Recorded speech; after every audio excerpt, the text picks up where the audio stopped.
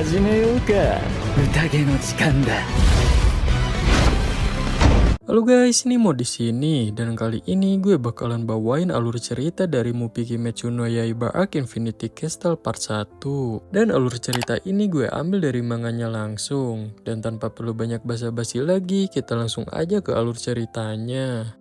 Di awal cerita melanjutkan Tanjiro yang masih terjatuh di Infinity Castle. Tanjiro di sini keheranan, tempat apa ini? Karena benar-benar membingungkan mana sisi yang benarnya. Dan bertanya-tanya apakah tempat ini diciptakan menggunakan jurus darah iblis Mujan. Di sini pun Tanjiro memikirkan yang terjadi tadi dengan Tamayo yang menahan Mujan dan entah berapa lama Tamayo bisa bertahan. Tanjiro pun di sini ingin segera ke tempatnya Mujan dan menghabisinya secepat mungkin. Terus Tanjiro pun di sini memikirkan nasibnya yang terus terjatuh dan dia di sini akan menghantam bangunan dan kalau menurutnya kalau dia menabrak akan membuatnya mati dan untuk mengurangi dampaknya di sini Tanjiro akan menggunakan jurusnya dan setelah itu akan langsung berpegangan pada sesuatu. Tapi Tanjiro di sini tidak diuntungkan karena jatuh sangat jauh jadinya kesulitan menyeimbangkan tubuhnya yang membuat dia kesulitan untuk mengeluarkan jurus. Tapi tiba-tiba bajunya ditarik seseorang dan ternyata itu Gyu yang menyelamatkannya. Tanjiro pun di sini kaget lihatnya. Tapi gue sini gak heran sih karena di awal juga pas terjatuh Gyu udah mengkhawatirkan Tanjiro. Di sini Gyu nanya apakah Tanjiro baik-baik aja. Tanjiro di sini menjawab iya dan ketika berterima kasih telah menyelamatkannya, tiba-tiba ada iblis di belakang Tanjiro yang menyerang. Tapi berhasil Tanjiro sadari dan menebasnya menggunakan napas air jurus pertama tebasan permukaan air. Gyu yang sadar masih ada iblis lain pun memanggil Tanjiro dan tiba-tiba segerombolan iblis menyerang Tanjiro sekaligus. Tapi Tanjiro dan Gyu di sini tetap santai dan mengeluarkan jurus pernapasan air mereka masing-masing. Yang terlihat di sini mereka sangat kompak dan semua iblis pun di sini berhasil ditebas mereka. Terus di sini Tanjiro sadar kalau tadi mereka itu bukan kompak melainkan karena Gyu yang hebat karena tahu Tanjiro bakal mengeluarkan jurus apa dengan melihat gerakannya dengan sekilas saja. Dan Gyu mengeluarkan jurus untuk menyerangnya tanpa menghalangi serangan Tanjiro. Ya di sini ternyata Gyu yang jenius bisa menyesuaikan dengan serangan Tanjiro, bukan mereka yang kompak. Sampai-sampai Tanjiro menyebutnya berbahaya, apalagi setelah lihat ekspresinya. Lalu Gyu pun di sini ngajak Tanjiro pergi dan Tanjiro dengan sigap mengiyakan. Shin pun beralih ke Obanai dan Mitsuri. Di sini mereka sedang melawan iblis juga. Terlihat Obanai di sini mengeluarkan jurus nafas ular jurus ke-6 yang seketika membuat para monster tumbang. Terus Obanai mengatakan, menjauh dari Kanroji, dasar sampah. Jelas Mitsuri pun di sini baper dan mengatakan Obanai hebat sekali. Obanai pun di sini nanyain keadaan Mitsuri, apakah terluka? Si Mitsuri yang masih baper pun menjawab tidak. Dan Obanai pun di sini mengajak pergi. Lalu Shin pun beralih ke Gyomei dan Muichiro. Terlihat sambil berlari mereka dengan mudahnya mengalahkan para iblis. Muichiro di sini mengatakan kalau iblisnya banyak sekali. Lalu Gyomei pun mengatakan kalau monster ini dibuat setara dengan iblis bulan bawah dan para monster berusaha membuat mereka lelah. Ya cukup gila sih ini karena iblis dengan kekuatan setara bulan bawah dengan mudahnya dikalahkan mereka sambil berlari. Terus Muichiro di sini nanya ke si Gyomei bagaimana dengan keadaan Okata sama. Terus Muichiro pun ngomong kalau dia gak menyangka Oyakata bakalan ditemukan oleh iblis dan bertanya-tanya apakah dia sengaja menjadi umpan. Gyomei pun terdiam lalu menjawab benar karena hidupnya itu tidak akan lama lagi. Muichiro yang dengernya pun shock dan dia mengenang saat pertama kali dia diselamatkan oleh Oyakata. Jadi dulu saat Muichiro sekarat setelah diserang iblis, Oyakata selalu menemani di sampingnya dan Oyakata melakukannya kepada pemburu iblis lain juga saat dia sendiri sekarat seperti seorang ayah. Gyomei pun menjawab iya aku tahu. Terus Muichiro pun curhat kalau Mujan tidak hanya merenggut nyawa kakaknya saja tapi merenggut ayah keduanya juga alias Oyakata. Dan Muichiro pun ngomong kalau dia akan memastikan Mujan menderita sebelum dia dikirim ke neraka. Gyomei pun yang sama emosinya menjawab tenang saja semuanya merasakan hal yang sama. Lalu Shin pun beralih ke Sanemi. Dia di sini sedang duduk termenung karena tidak bisa melindungi Oyakata. Terus tiba-tiba ada iblis datang menyerangnya. Tapi dengan tenang tanpa mengeluarkan jurus, iblis itu mati tercincang dengan mudahnya. Iblis lain pun berdatangan akan menyerangnya, dan Sanemi di sini terlihat sangat marah sambil menangis dan mengatakan, "Kemarilah, akan kubunuh kalian semua." Lalu Shin pun beralih ke Inosuke yang sedang melawan para iblis juga. Di sini terlihat Inosuke keheranan, bagaimana bisa dia berada di tempat aneh dan gila ini. Tapi Inosuke di sini merasa diuntungkan karena banyak iblis yang menghampirinya, jadi dia bisa mencoba hasil latihannya. Sementara Genya di sini terlihat sedang keheranan ada di mana, lalu bertanya-tanya apakah ini benteng iblis dan di mana yang lain. Genya juga di sini mengkhawatirkan kakaknya dan berharap semoga baik-baik aja. Lalu Shin pun beralih ke Zenitsu yang sedang berlarian juga. Di sini Zenitsu mendengarkan sesuatu dan sepertinya ada di dekatnya. Dan Zenitsu di sini mengatakan kalau dia tidak akan pernah memaafkan orang itu. Lalu Shin pun beralih ke Shinobu. Dia di sini mencium bau darah dan bertanya-tanya kalau dia sekarang ada di mana. Terus Shinobu pun di sini membuka pintu yang ada bau darah tadi. Dan ketika diintip, Shinobu menemukan iblis sedang mukbang para cewek. Si iblis pun menyadarinya dan mengatakan ada seorang gadis yang datang ya. Dan iblis itu ternyata adalah Doma, iblis bulan atas kedua. Lalu mengatakan kepada Shinobu kalau dia terlihat segar dan lezat, dan Doma dia merasa harus berterima kasih kepada Nakime karena telah memberikannya Shinobu. Lalu kita pun diperlihatkan flashback Shinobu ketika kakaknya alias Kanai sekarat. Kanai di sini menyuruh Shinobu untuk berhenti menjadi pemburu iblis dan mengatakan walaupun Shinobu sudah berjuang keras, sebaiknya Shinobu berhenti jadi pemburu iblis karena Kanai ingin Shinobu bahagia seperti gadis lainnya dan hidup sampai tua, dan itu sudah cukup baginya. Shinobu pun di sini membalas sambil menangis kalau dia tidak akan pernah berhenti dan akan membalaskan dendamnya. Terus nanya iblis mana yang melakukan ini padanya. Shinobu di sini sampai memohon kepada kakaknya supaya mengatakan iblis mana yang membuatnya begini. Dan Shinobu di sini gak akan bisa hidup normal setelah ada yang membuat Kanai seperti ini. Dan Kanai pun di sini mengatakan kalau iblis yang membuatnya seperti ini mempunyai noda darah di atas kepalanya. Terus di sini Doma ngomong senang bertemu dengannya, lalu memperkenalkan diri dan berbahasa basi. Shinobu pun di sini masih mengingat ciri-ciri iblis yang kakaknya katakan, yang dimana selalu tersenyum dan ngomong dengan tenang dan ramah. Terus tiba-tiba gadis yang akan dimakan Doma ada yang masih hidup dan meminta tolong kepada Shinobu. Doma pun menyuruhnya diam karena dia sedang berbicara, dan tiba-tiba Shinobu pun dengan sangat cepat menyelamatkan gadis itu. Terus nanya apakah gadis itu baik-baik aja. Doma pun kagum dengan kecepatan Shinobu. Terus nanya apakah dia seorang pilar. Dan ketika si gadis mau jawab Shinobu, tiba-tiba dia mati terpotong-potong. Shinobu yang lihatnya pun jelas sangat terkejut. Doma pun mengatakan gak usah khawatirkan dia dan nyuruhnya taruh aja di situ karena nanti dia pasti akan memakannya. Terus Shinobu pun mengingat lagi ciri-ciri iblis yang dikatakan Kanae,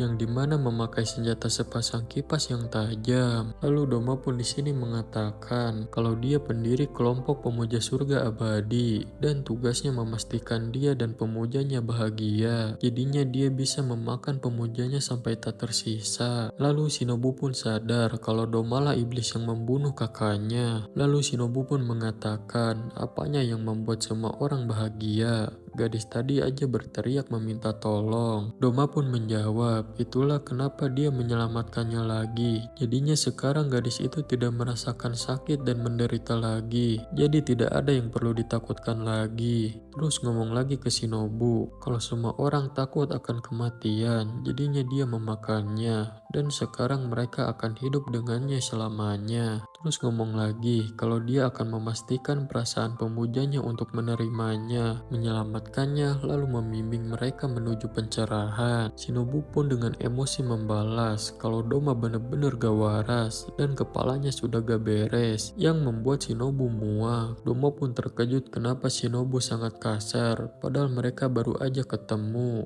Terus Doma ngomong kalau ada sesuatu yang mengganggunya, bilang aja, dia akan mendengarkan ceritanya. Terus Shinobu menjawab dengan emosi, hal yang menggangguku, kau yang sudah membunuh kakakku kan? Terus Shinobu nanya, apa si Doma tidak mengenali Haori yang dia pakai? Si Doma pun baru ingat, terus nanya, apakah maksudnya seorang gadis pengguna pernapasan bunga? Terus ngomong lagi kalau gadis itu sangat manis dan imut dan mengatakan kalau dia gak sempat memakannya karena matahari keburu terbit, dan si Doma di sini mengingatnya dan dia benar-benar ingin memakannya. Shinobu yang dengarnya pun langsung menyerangnya yang tepat mengenai mata si Doma. Terus si Doma pun di sini memuji serangan yang bagus karena dia sendiri bahkan gak sampai bisa menahan dengan tangannya. Lalu Doma pun di sini menyerang balik dengan serangan darah iblis saljunya, tapi berhasil dihindari Shinobu. Dan ternyata di sini Shinobu terkena sedikit serangannya, dan menurut Shinobu serangan ini sangat dingin, bahkan mampu melukai paru-paru seseorang. Doma pun di sini memujinya karena sangat cepat, tapi sayangnya menurutnya serangan tusukan tidak akan bisa membunuh iblis dan malah ngasih tahu Shinobu untuk mengincar lehernya aja. Shinobu pun di sini menjawab, dia memang tidak akan bisa membunuhnya dengan tusukan, tapi bagaimana dengan racun? Dan tiba-tiba si Doma pun merasakan racunnya. Shinobu pun di sini dia belum tahu apakah racun ini dapat membunuh iblis bulan atas. Tapi sekarang dia akan segera tahu sambil mengingat kakaknya. Doma pun di sini sampai terjatuh dan teriak kesakitan. Terus Doma pun di sini mengatakan kalau racunnya ini jauh lebih kuat dibandingkan dengan yang Shinobu gunakan di Gunung Ruikun. Shinobu pun kaget dengarnya karena bagaimana bisa si Doma tahu hal itu, yang ternyata semua iblis itu berbagi informasi. Terus Shinobu pun di sini mengatakan kalau racun ibaratnya adalah pedang bermata ganda, yang dimana racunnya bisa beradaptasi terhadap iblis manapun. Itulah yang dikatakan orang itu. Doma pun di sini terlihat sangat tersiksa sampai muntah-muntah darah. Tapi ternyata di sini si Doma bisa menetralkan racunnya Shinobu. Doma pun di sini tahu Shinobu sudah bekerja keras untuk menggunakannya. Terus si Doma mengatakan pedangnya menimbulkan suara unik ketika memasukkannya ke dalam sarung, dan di dalam sarung itu Shinobu mengubah campuran racunnya. Si Doma pun di sini malah senang dan malah suka diserang menggunakan racun. Terus ngomong apakah campuran racun berikutnya akan bisa membunuhnya, dan si Doma mempersilahkan Shinobu mencobanya. Shinobu pun menjawab baiklah dan tidak masalah baginya karena Shinobu sudah sedikit menduga ini akan terjadi dan si Doma sudah siap akan hal ini. Lalu Shin pun memperlihatkan flashback masa lalu dari Doma saat masih jadi manusia. Di sini Doma mempunyai mata yang sangat indah seperti pelangi dan mempunyai rambut putih yang membuatnya sangat menunjukkan kepolosannya. Dan di sini si Doma disebut anak spesial. Bahkan ibunya sampai ngarang mengatakan kalau si Doma bisa mendengarkan suara dewa. Sampai-sampai orang tuanya ini mendirikan sekte sendiri, yaitu sekte pemuja surga. Sementara si Doma menganggap orang tuanya bodoh karena hal itu, dan si Doma di sini mengikuti perkataan mereka itu cuman sekedar pura-pura karena kasihan. Padahal faktanya si Doma itu gak bisa mendengarkan suara dewa, dan pada awalnya si Doma itu merasa aneh. Banyak orang yang menyembahnya dan berdoa kepadanya karena orang-orang dewasa ini datang pada anak kecil dan menceritakan penderitaannya lalu meminta nasihat. Dan setelah mendengarkan cerita mereka, orang-orang ini memohon kepada Doma untuk menuntun mereka ke surga. Si Doma pun di sini sampai menangis, tapi bukan karena terharu, tapi karena kasihan pada percaya dengan surga yang tidak ada. Karena menurut si Doma itu hanya sekedar dongeng yang dibuat-buat oleh manusia. Bahkan Doma di sini tidak percaya dengan adanya dewa dan Buddha, dan dia menganggap orang-orang dewasa itu bodoh karena tidak bisa memahami hal sesimpel itu. Dan menurut si Doma ketika mereka mati, mereka hanya akan kembali ke dalam kekosongan dan membusuk di dalam tanah jadi tulang belulang yang tidak akan merasakan apapun. Dan mereka ini tidak bisa menerima hal sesimpel itu. Dan domba di sini merasa kasihan karena pasti sulit hidup jadi orang bodoh. Dan si domba pun di sini hanya ingin membuat bahagia orang-orang yang memujanya, dan menurutnya itulah alasan dia dilahirkan. Lalu Shin pun kembali lagi ke masa sekarang. Di sini Doma udah kelima kalinya diracun Shinobu, tapi gak ada yang mempan sama sekali. Dan racunnya Shinobu ini malah semakin tidak efektif. Terus si Doma di sini nanya berapa banyak racun yang bisa Shinobu buat. Terus nanya keadaannya Shinobu karena terlihat berkeringat dan sulit bernapas. Di sini Shinobu terlihat sangat tegang karena Doma sang iblis bulan atas ini sangat kuat, bahkan mampu membuat racunnya sama sekali tidak bekerja, dan daya tahan tubuhnya itu benar-benar gak normal. Lalu si Doma pun mengatakan kalau paru-paru Shinobu mengalami nekrosis dan pasti itu sangat berat. Dan ternyata Shinobu di sini sudah terkena jurus darah iblisnya Doma. Jadi di sini si Doma mengubah darah bekunya menjadi kabut, lalu menyebarkannya dengan kipas yang otomatis membuat tubuh Shinobu akan dalam bahaya walaupun bernapas. Terus Shinobu pun di sini akan melancarkan serangan lagi. Dia di sini akan memberikan banyak racun dengan serangan beruntun. Lalu Shinobu pun menyerang menggunakan nafas serangga jurus tarian capung yang membuat si Doma di sini terkena serangannya. Di sini Doma sangat kaget karena Shinobu sangatlah cepat, dan menurutnya Shinobu adalah pilar tercepat yang pernah dia temui. Tapi ternyata Shinobu juga di sini terkena serangan yang jelas membuat Shinobu kaget sekali.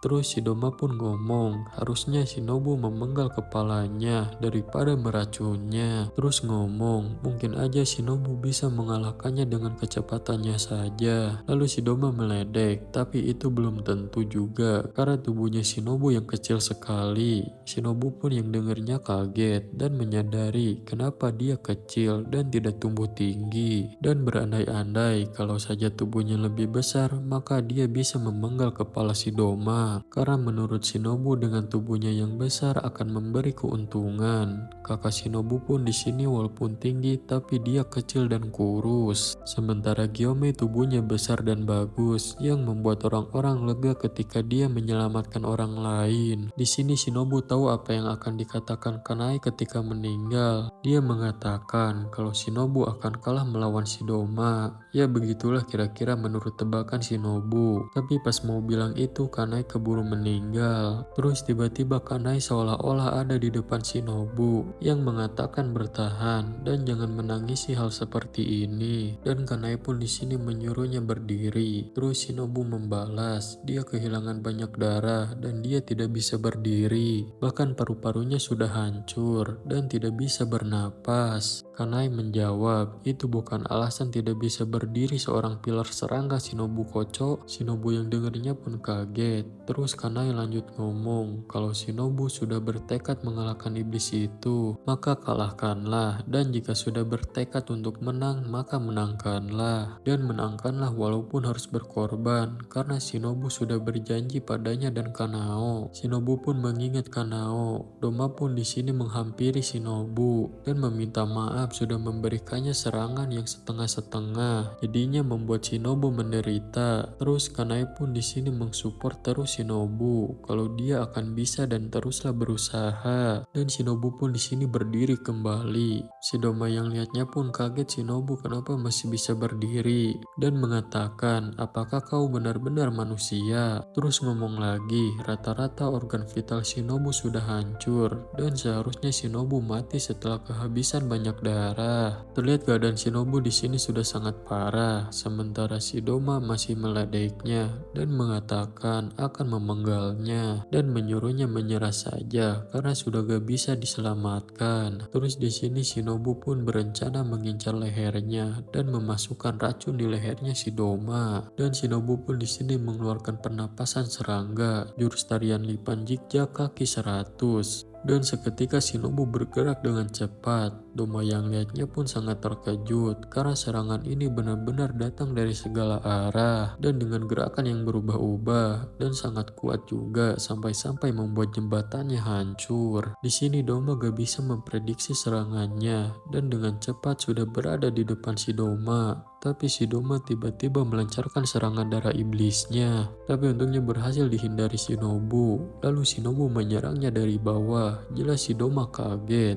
dan serangan itu pun tepat mengenai lehernya si Doma. Dan Shinobu di sini mengerahkan segalanya di serangan ini. Cerita memperlihatkan flashback Kanai dan Shinobu. Terlihat mereka di sini sangat bahagia bersama orang tuanya dan yakin itu akan bertahan selamanya. Tapi itu semua hancur setelah para iblis datang menyerangnya dan Shinobu sadar bahwa kebahagiaan mereka setipis kaca. Dan ketika mereka diselamatkan, mereka sadar ada orang lain yang kebahagiaannya belum dihancurkan dan karena itu mereka ingin jadi lebih kuat dan melindungi kebahagiaan orang lain. Dan dari situ mereka berjanji akan mengalahkan banyak iblis sebanyak mungkin bersama dan tidak akan membiarkan orang lain mengalami hal yang sama seperti mereka. Balik lagi ke masa sekarang, Shinobu di sini terlihat sedang menusuk Doma. Di sini Shinobu lanjut mengatakan, meskipun mereka lemah dan tidak bisa memenggal kepala iblis, tapi dengan mengalahkan satu iblis banyak orang yang akan terselamatkan. Dan dengan mengalahkan iblis bulan atas sama dengan menyelamatkan ratusan orang.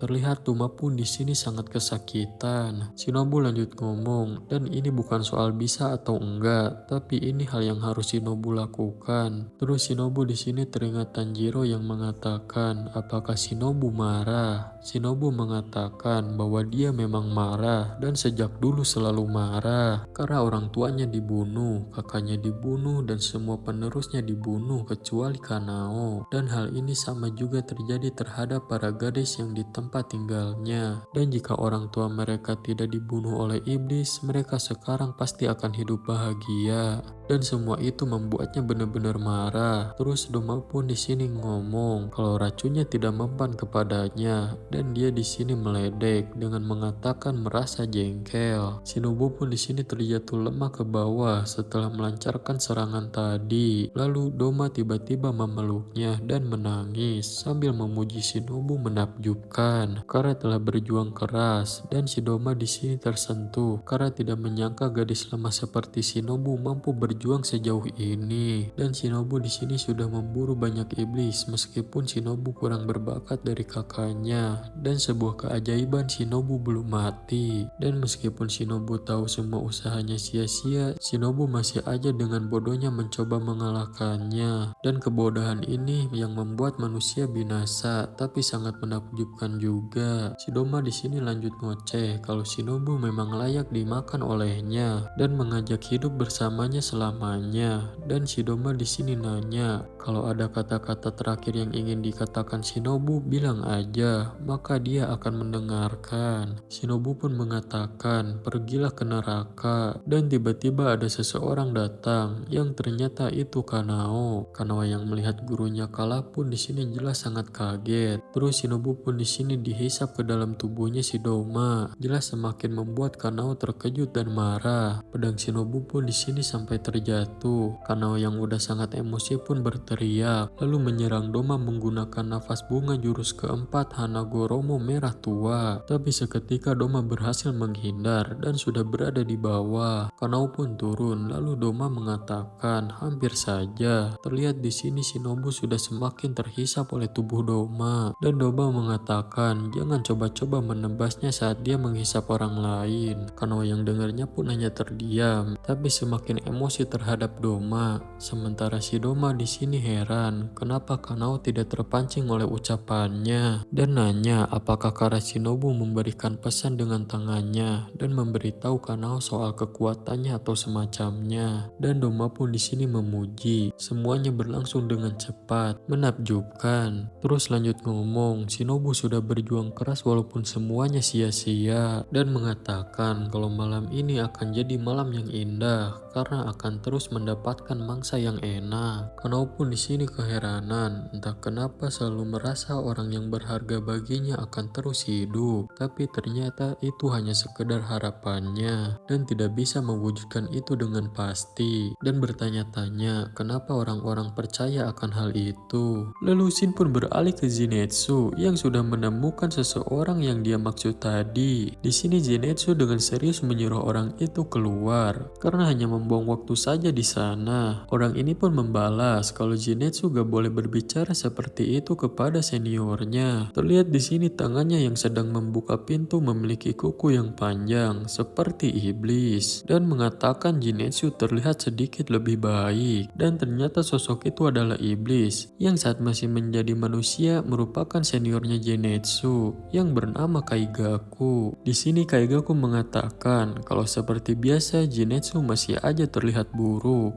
lalu menyapanya. Lama tak berjumpa Zenitsu pun di sini membalas kalau Kaigaku sekarang iblis, jadi bukan seniornya lagi. Lalu Shin pun beralih ke Tanjiro dan Gyo. Di sini mereka masih berlarian, tapi tiba-tiba Tanjiro akan terjatuh di Infinity Castle lagi. Tapi ya untungnya keburu pegangan. Gyo pun di sini ngomong jangan lengah. Tanjiro pun menjawab baik. Terus Tanjiro di sini ngomong kalau bangunan di sini bergerak seperti memiliki nyawa dan berusaha memisahkannya dengan Gyo. Dan tujuan mereka di sini itu akan ke tempat Mujan bersama pemburu iblis lain dengan jumlah yang sebanyak mungkin. Dan di sini Tanjiro masih mengkhawatirkan Tamayo karena gak tahu juga Tamayo bisa bertahan berapa lama. Dan ketika memikirkan tempat Mujan di mana, tiba-tiba ada Gagak menyampaikan informasi tentang pertarungan Shinobu versus Doma yang dimana hasilnya Shinobu mati. Gyo dan Tanjiro yang dengarnya pun di sini jelas sangat kaget dan mengingat Shinobu, Kanao dan yang lainnya.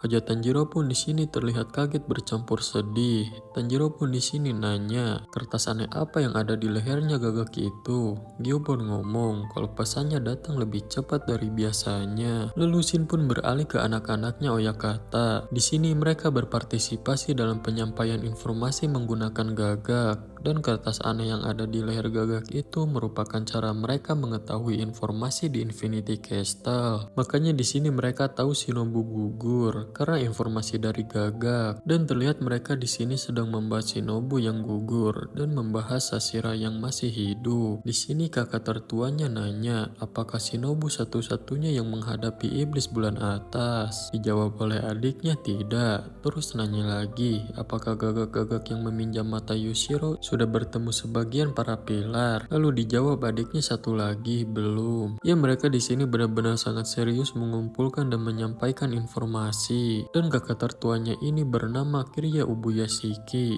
yang masih berusia 8 tahun dan pemimpin keluarga Ubuyashiki saat ini yang merupakan putra sulung dari keluarga Ubuyashiki. Dan meskipun mereka telah kehilangan ayah, ibu dan kedua kakak perempuannya, Kirya tidak berduka di keadaan seperti ini karena Kirya tidak memiliki waktu untuk meneteskan air mata. Begitu juga kedua adik perempuannya yang bernama Kuina dan Kanata, dan kakak mereka yang bernama Hinaki dan Ichika seperti ibunya selalu bersama ayah mereka. Dan Oyakata merupakan sosok yang disiplin karena hidupnya yang gak akan lama, makanya dia mendidik anaknya cepat dewasa. Ibu mereka yang disiplin dan baik juga sudah meninggal, jadinya ya Kirya sekarang harus meneruskan tugas ayahnya dan menjadi ayah dari para anggota pemburu iblis. Lalu kita pun diperlihatkan Kirya yang sedang membahas kalau mereka baru sedikit mendapatkan informasi, dan Kirya pun menyuruh adik-adiknya untuk menyebarkan para mata Gagak sebanyak mungkin. Dan di sini posisi Mujan belum berubah dan saat ini semua pemburu iblis jauh darinya. Kirya pun menyuruh adiknya untuk memerintahkan Gagak menuntun para pemburu iblis ke utara, ke tempatnya Mujan berada. Mereka pun di sini dapat informasi kalau pemburu iblis yang melawan iblis bulan atas sekarang adalah Kanao dan Zenitsu. Shin pun beralih ke Zenitsu yang berhadapan dengan Kaigaku. Kaigaku di sini ngomong kalau Zenitsu masih belum berubah dan Kaigaku menghinanya masih aja payah kayak krocol lemah. Terus nanya apakah Zenitsu sudah jadi pilar dan apakah bisa menggunakan jurus lain selain jurus pertama. Ya si Kaigaku di sini terus-terusan ngebacot. Sementara Zenitsu di sini sini tenang dan menjawab, sepertinya Kaigaku percaya diri sekali karena udah mencapai peringkat paling bawah dari iblis bulan atas. Padahal Kaigaku cuma sekedar mengisi posisi yang kosong. Kaigaku yang dengernya pun terdiam, lalu ngomong kalau Zenitsu sekarang sudah berani membalas perkataannya. Terus Zenitsu di sini nanya, kenapa Kaigaku jadi iblis? Kaigaku di sini cuma ketawa dan Zenitsu memotong omongannya dan mengatakan, kenapa orang yang bertekad untuk bisa menguasai napas petir malah menjadi iblis? Terus ngomong dengan sangat marah kalau kakek alias guru mereka bunuh diri karena Kaigaku menjadi iblis. Di sini kita diperlihatkan guru mereka yang bunuh diri dengan merobek perutnya dan tidak ada yang membantu memenggal kepalanya. Karena ketika melakukan seppuku alias bunuh diri merobek perut harus ada orang lain yang memotong kepalanya supaya matinya lebih cepat, dan kalau enggak bakalan menderita. Dan itu terjadi karena Kaigaku yang menjadi iblis. Kaigaku pun membalas tidak peduli dan nanya,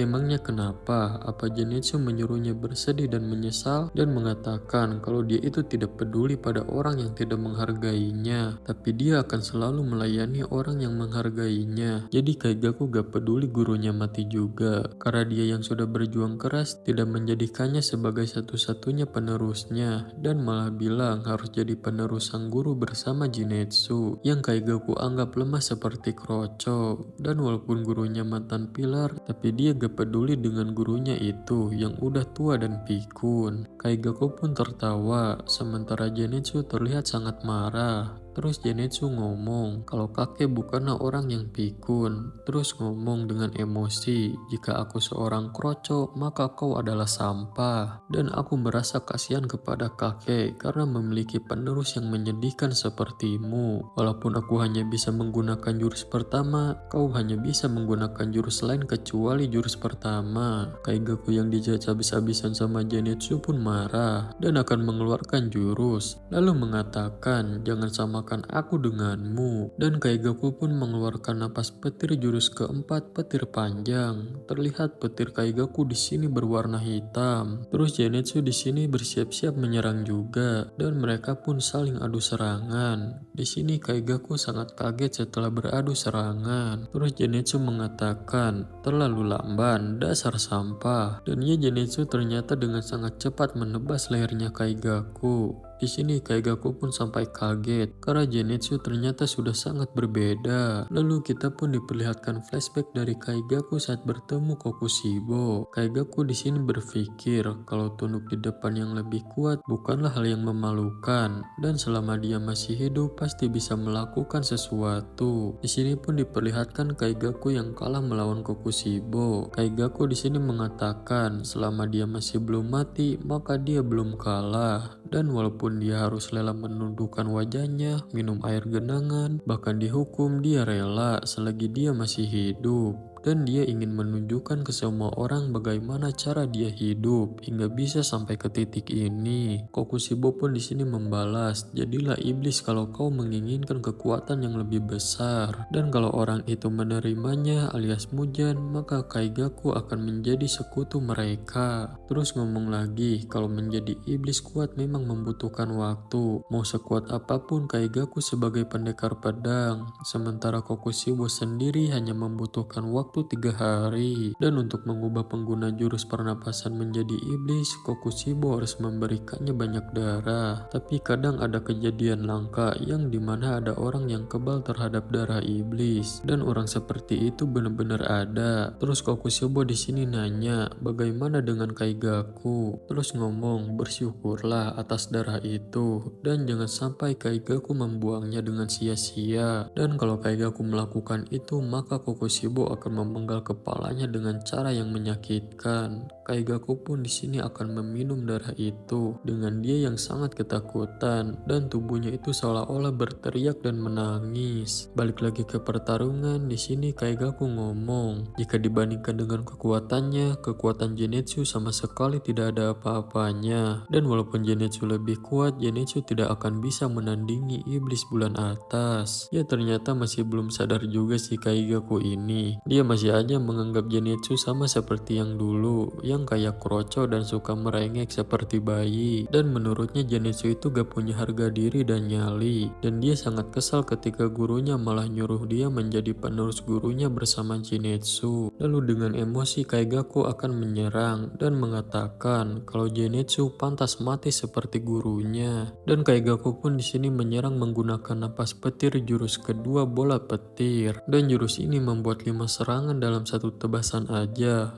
Terlihat Zenitsu terkena serangan itu, lalu mengatakan kalau Kaigaku pasti sudah memakan banyak orang sampai tidak bisa membedakan yang benar dan yang salah. Kaigaku pun membalas kalau dia tahu mana yang benar dan salah. Lalu Kaigaku pun di sini mengeluarkan jurus ketiga kerumunan petir dan Kaigaku ngomong kalau mereka yang menerima dan menghargainya adalah orang baik. Di sini Kaigaku melancarkan serangan berputar beruntun. Terus Kaigaku lanjut ngomong kalau mereka yang tidak menerimanya dan menilainya dengan buruk adalah orang yang salah. Lalu Kaigaku pun melancarkan serangan lagi. Dia di sini menggunakan jurus kelima petir panas. Dan Zenitsu pun teringat saat dia dan Kaigaku berlatih dengan gurunya. Kaigaku pun nanya bagaimana dengan rasa dari jurusnya yang diperkuat menggunakan darah iblis. Dan inilah serangan yang menebas sekaligus membakar dagingnya Zenitsu. Tanpa memberi jeda, Kaigaku di sini terus melancarkan serangannya menggunakan nafas petir jurus ke-6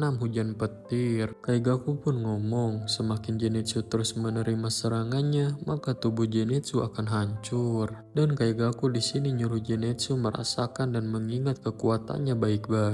Terus ngomong dengan menjadi iblis napas petirnya itu lebih kuat. Zenitsu pun di sini terjatuh di Infinity Castle. Terus Kaigaku lanjut ngomong kalau dia berbeda dengan Zenitsu karena dia itu spesial dan dia berbeda dengan Zenitsu. Zenitsu pun di sini mengingat ketika gurunya nyuruh Zenitsu belajar dari Kaigaku dan nyuruh jadi seperti Kaigaku murid tertuanya si guru. Lalu si Zenitsu pun di sini mengingat ketika dia mendengar pemburu iblis lain membicarakan si Kaigaku, yang dimana mereka membahas kalau si Kaigaku gak bisa memakai jurus pertama dari nafas petir, padahal itu jurus paling dasar, dan kalau tidak bisa menggunakan jurus pertama, maka menguasai jurus lainnya tak akan memberikan banyak pengaruh. Dan meskipun begitu, Kaigaku tetap aja sombong, dan dia tidak akan bisa menjadi pilar dan akan mati di luar sana. Di sini pun kita diperlihatkan ketika Kaigaku membela seseorang yang dibully. Dia di sini tidak suka mereka yang membuli juniornya sendiri dan mengatakan jangan membuat masalah dasar sampah. Melihatmu di sini saja sangatlah memuakan. Ya Kaigaku di sini benar-benar jadi seorang sosok senior yang baik. Dan Zenitsu di sini tahu kalau Kaigaku itu membencinya. Begitu juga Zenitsu. Tapi kalau dari lubuk hatinya yang paling dalam, Zenitsu sangatlah menghormatinya. Karena Kaigaku sosok yang berjuang dengan sangat keras dan Zenitsu selalu melihatnya dari belakang. Dan menurut Zenitsu, Kaigaku orang yang spesial. Bahkan baginya dan gurunya, Kaigaku adalah orang yang spesial dan berharga. Tapi menurut Zenitsu itu belum cukup untuk Kaigaku karena selalu merasa tidak puas. Dan ibarat sebuah kotak, hati Kaigaku itu terdapat lubang. Karena itu kebahagiaannya tidak pernah tersimpan dengan baik di dalamnya.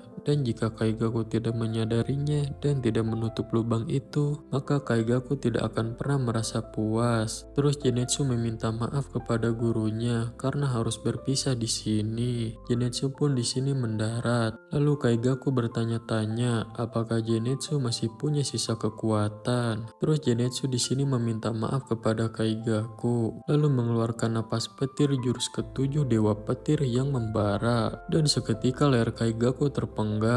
Dan saking cepatnya jurus Zenitsu ini, Kaigaku sampai tidak bisa melihat serangannya dan bertanya-tanya kalau barusan itu apa, cepat sekali. Dan dia tidak pernah melihat jurus itu dan masih bertanya-tanya jurus apa yang Zenitsu gunakan. Terus Kaigaku di sini sangat marah dan mengira kalau gurunya pilih kasih karena mengajarkan jurus tadi kepada Zenitsu sementara kepadanya enggak. Zenitsu pun membalas tidak karena gurunya bukan orang yang seperti itu. Dan jurus tadi itu merupakan jurus yang Zenitsu ciptakan sendiri. Dan sebenarnya Zenitsu ingin menggunakan jurus ini untuk bertarung secara adil dengan Kaigaku suatu hari nanti. Di sini Kaigaku keheranan dengan jurus ketujuh Zenitsu, karena napas petir hanya memiliki 6 macam jurus aja. Yang jelas di sini membuat Kaigaku keheranan, karena Zenitsu menciptakan sendiri jurus ketujuhnya. Dan masih gak nyangka, Zenitsu yang dulu yang cuman bisa jurus pertama dan lebih lemah darinya bisa menciptakan jurus ketujuh. Kaigaku pun di sini tidak terima dengan semua ini. Dia masih gak bisa menerima kekalahannya ini dan masih gak nyangka dia dikalahkan Zenitsu. Kaigaku pun di sini masih terus-terusan ngebacot karena gak terima sudah kalah dan berharap Zenitsu jatuh duluan dan mati. Karena Zenitsu juga di sini terlihat sudah kehabisan stamina dan berharap Zenitsu itu mati bersamanya. Terus tiba-tiba Yushiro datang dan ngomong di dekat Kaigaku kalau orang yang tidak pernah memberi tidak akan pernah mendapatkan imbalan apapun, seperti orang-orang yang dipenuhi nafsu dan berakhir hampa. Dan Kaigaku tidak bisa menciptakan apapun. Maka Kaigaku yang mati sendirian memang menyedihkan. Kaigaku yang dengernya pun terlihat sangat emosi, tapi ya dia cuma bisa diam dan musnah. Lalu Yushiro pun menyelamatkan Zenitsu. Terlihat di sini Zenitsu pingsan, lalu tersadar di dalam mimpi. Dia di sini bertemu dengan gurunya dan memanggilnya, lalu meminta maaf karena tidak bisa akur dengan Kaigaku, dan meminta maaf juga karena surat yang gurunya kirimkan tidak pernah Zenitsu balas. Lalu sambil menangis Zenitsu ngomong, seandainya dia tidak ada, mungkin Kaigaku tidak akan berakhir seperti ini. Lalu Zenitsu meminta maaf lagi karena tidak bisa membalas kebaikan gurunya.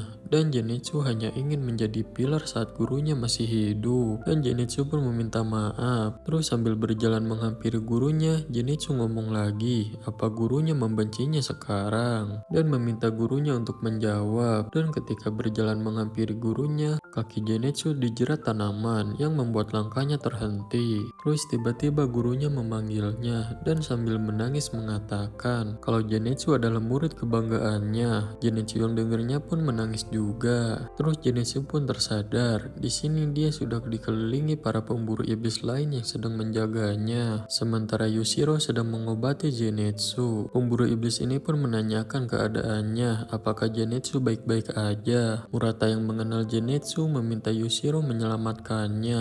Ya si Murata di sini terus-terusan ngomong saking khawatirnya dia dengan Zenitsu. Terlihat dengan terkapar lemah Zenitsu menangis karena mimpinya tadi. Terus Yushiro ngomong ke Murata untuk diam dan awasi aja sekitar supaya tidak diserang. Si Murata pun emosi dan nanya apa peringkatnya Yushiro, dan kalau di bawahnya maka Murata gak akan membiarkan Yushiro lolos setelah menghinanya. Terus Yushiro membalas kalau dia iblis jadi gak tahu soal peringkat atau semacamnya. Di sini Yushiro mencoba menghentikan retakan di wajah Zenitsu yang dimana dia menggunakan anti darah iblis, dan kalau gak cepat disembuhkan maka bola mata Zenitsu bisa hancur. Terus Zenitsu pun tiba-tiba batuk. Lalu si Murata ngomong jangan ngomong hal yang menyeramkan pada orang yang lagi lemah. Terus Yushiro malah lanjut ngomong, walaupun dia menggunakan hemostatik, pendarahannya masih aja gak berhenti. Si Murata yang ngomongnya gak didengar pun marah sambil mengatakan hentikan. Lalu Murata mensupport Zenitsu kalau Zenitsu akan baik-baik aja dan tidak akan mati. Terus Yushiro di sini menjelaskan kalau Kaigaku masih belum tahu bagaimana caranya menggunakan kemampuannya dan mengatakan Zenitsu beruntung karena kalau Zenitsu melawannya 1 tahun kemudian mungkin aja Zenitsu langsung mati melawan Kaigaku. Si Murata pun di sini semakin emosi karena Yushiro malah terus-terusan mikir negatif. Terus iblis pun berdatangan karena teriakannya si Murata. Lalu di sini pun kita dijelaskan kalau Yushiro salah satu iblis yang bukan ciptaannya Mujan dan satu-satunya iblis yang diciptakan Tamayo, dan Yushiro bisa gabung dengan pemburu iblis karena tidak ada yang mengetahui wajahnya, dan Tamayo memasukkan Yushiro ke pasukan pemburu iblis supaya Yushiro jadi bala bantuan. Ya walaupun Yushiro sendiri tidak senang tapi dia nurut aja karena perintah Tamayo, dan Yushiro sekarang bekerja sama dengan pemburu iblis lain dan Murata. Dan walaupun pemburu iblis lain merasa ada yang aneh dengan Yushiro, mereka tidak menganggapnya iblis karena Yushiro Tanjiro iblis buatan Tamayo yang berbeda dengan iblis buatan Mujan. Lalu kita pun diperlihatkan Murata dan yang lain kesulitan melawan iblis yang datang, tapi mereka tetap berusaha mengalahkannya walaupun iblisnya kuat dan sangat bau. Yushiro pun meledek Murata dengan mengatakan, "Cepat kalahkan iblis itu," dan memanggilnya senpai. Murata yang dengarnya pun ngomong, "Awas aja kau ya." Dan ketika pemburu iblis lain dan Murata sedang sibuk melawan iblis, tiba-tiba Yushiro di sini mendapatkan informasi menggunakan gagak dan mengatakan gawat kalau mereka akan bertemu.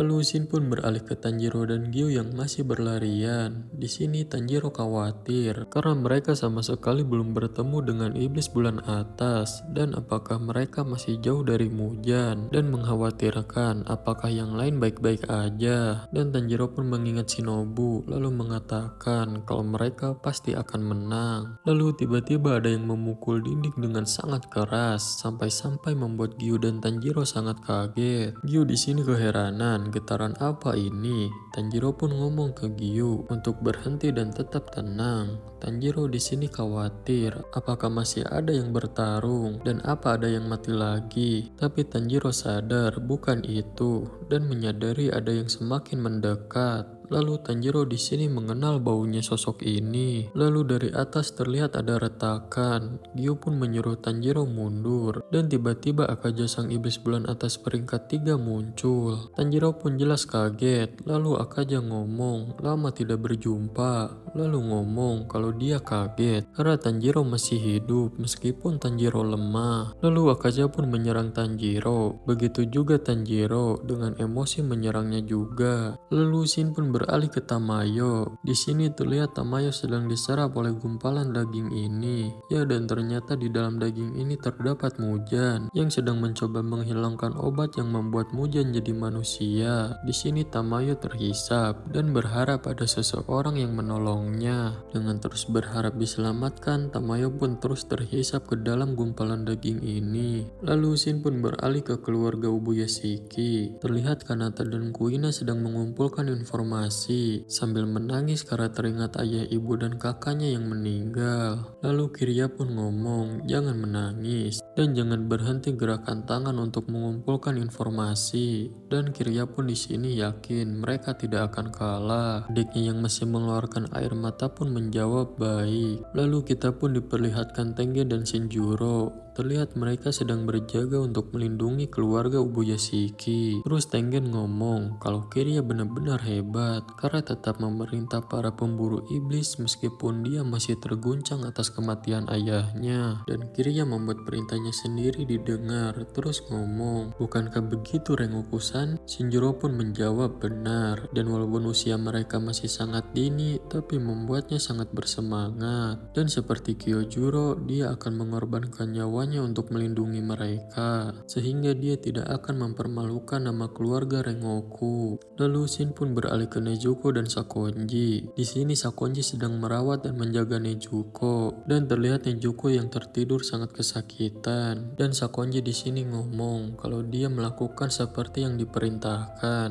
dan menggunakan obat yang diberikan oleh Tamayo, iblis yang bekerja sama dengan Oyakata sama. Di sini Sakonji bertanya-tanya, apakah Nezuko akan bisa menjadi manusia lagi? Dan kalau Nezuko berhasil menjadi manusia, maka tujuan Mujan akan hancur, karena ini merupakan impian sempurna yang Muja idamkan selama 1000 tahun. Dan kalau Nezuko jadi manusia, maka keinginannya menaklukkan matahari harus dimulai dari awal lagi, karena harapannya hanya Nezuko, satu-satunya iblis yang tidak bisa hancur di bawah sinar matahari. Sakonji pun di sini terlihat sangat khawatir karena kata-kata pertarungan terakhir terus muncul di kepalanya, dan setiap itu terjadi jantungnya selalu berdetak kencang dan tubuhnya gemetar. Dan pertarungan panjang ini menurutnya mungkin akan berakhir malam ini, dan Sakonji pun tidak menyangka dia hidup saat menyaksikan ini. Terus dia pun teringat Tanjiro dan merasa saat Tanjiro membawa adiknya yang menjadi iblis kepadanya itu seperti sebuah roda gigi besar yang mulai berputar. Dan jika diibaratkan pertarungan mereka saat ini seperti peralatan dengan banyak roda gigi, maka dengan menambahkan Nezuko sebagai roda gigi kecil, situasi mereka yang terhambat kini mulai bergerak dengan cepat. Dan Sakonji pun mengatakan, jangan menyerah Nezuko dan jangan kalah Tanjiro. Lalu Shin pun kembali ke pertarungan Tanjiro Gyu melawan Akaza. Di sini melanjutkan Akaza yang menyerang Tanjiro. Terus Tanjiro mengeluarkan jurus tarian Dewa Api Kereta Kuda Api. Dan Tanjiro berhasil menghindari serangan Akaza dan menyerang balik. Dan serangan Tanjiro pun di sini mengenai tangannya Akaza. Dan Tanjiro di sini berusaha memotong tangannya Akaza. Kalau tidak bisa memenggal kepalanya. Gyu yang lihatnya pun kaget, termasuk Akazanya juga. Tanjiro pun di sini berusaha memotong tangannya Akaza. Ya, dan berhasil. Tangan Akaza di sini sampai terpotong. Di sini Tanjiro merasa senang karena berhasil mengenainya dan berhasil menghindari serangannya. Di sini Tanjiro sudah merasa bisa melawannya. Tanjiro pun mengatakan saat itu dia tidak bisa mengincar kepalanya dan ketika akan merencanakan memotong bagian lain, tiba-tiba tangannya Akaza sudah regenerasi dan seketika menyerang Tanjiro. Lalu ketika Tanjiro yang sedikit lagi terkena serangan Akaza mengeluarkan jurus tarian Dewa Api Pelangi Parhelion dan seketika Tanjiro menghilang dan berhasil menghindari serangan Akaza. Akaza pun di sini terlihat sangat kaget dan Tanjiro ternyata sudah berada di belakangnya. Terlihat Tanjiro sangat fokus melawan Akaza. Lalu Akaza menoleh ke belakang. Dan ya, Akaza ternyata terkena serangan Tanjiro di mukanya.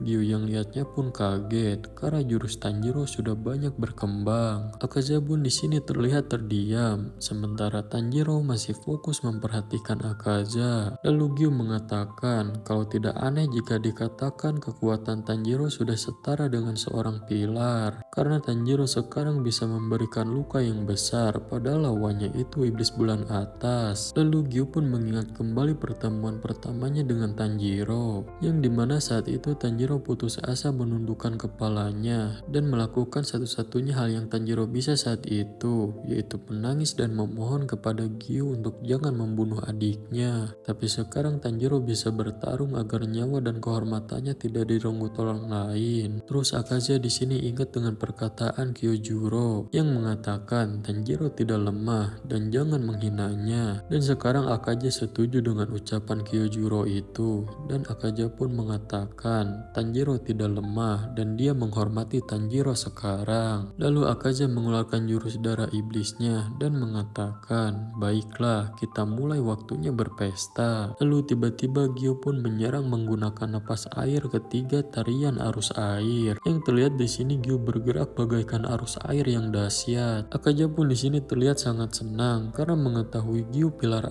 air. Karena sudah 50 tahun terakhir Akaza tidak menemukan seorang pilar air yang kuat. Terus Akaza membalas serangan Gyu menggunakan serangan penghancur maut mode perang. Lalu Gyu mengeluarkan jurus napas air jurus ke-11 ketenangan yang seketika memblokir serangan Akaza. Dengan senang Akaza mengatakan kalau dia tidak pernah melihat itu sebelumnya karena pilar air yang terakhir dia bunuh tidak pernah menggunakannya. Terus Tanjiro tiba-tiba menyerang Akaza menggunakan jurus tarian Dewa Api Cermin Merah Membara. Tapi seketika berhasil dihindari Akaza dan tiba-tiba sudah berada di belakang Tanjiro. Lalu Akaza pun di sini menyerang Tanjiro dan ketika Tanjiro akan mengeluarkan jurus, tiba-tiba Gyu menyelamatkannya dengan menggunakan jurus napas air jurus kedua pusaran air yang seketika tangannya Akaza terpotong dan Tanjiro selamat. Tapi dalam sekejap tangan Akaza beregenerasi kembali dengan sangat cepat.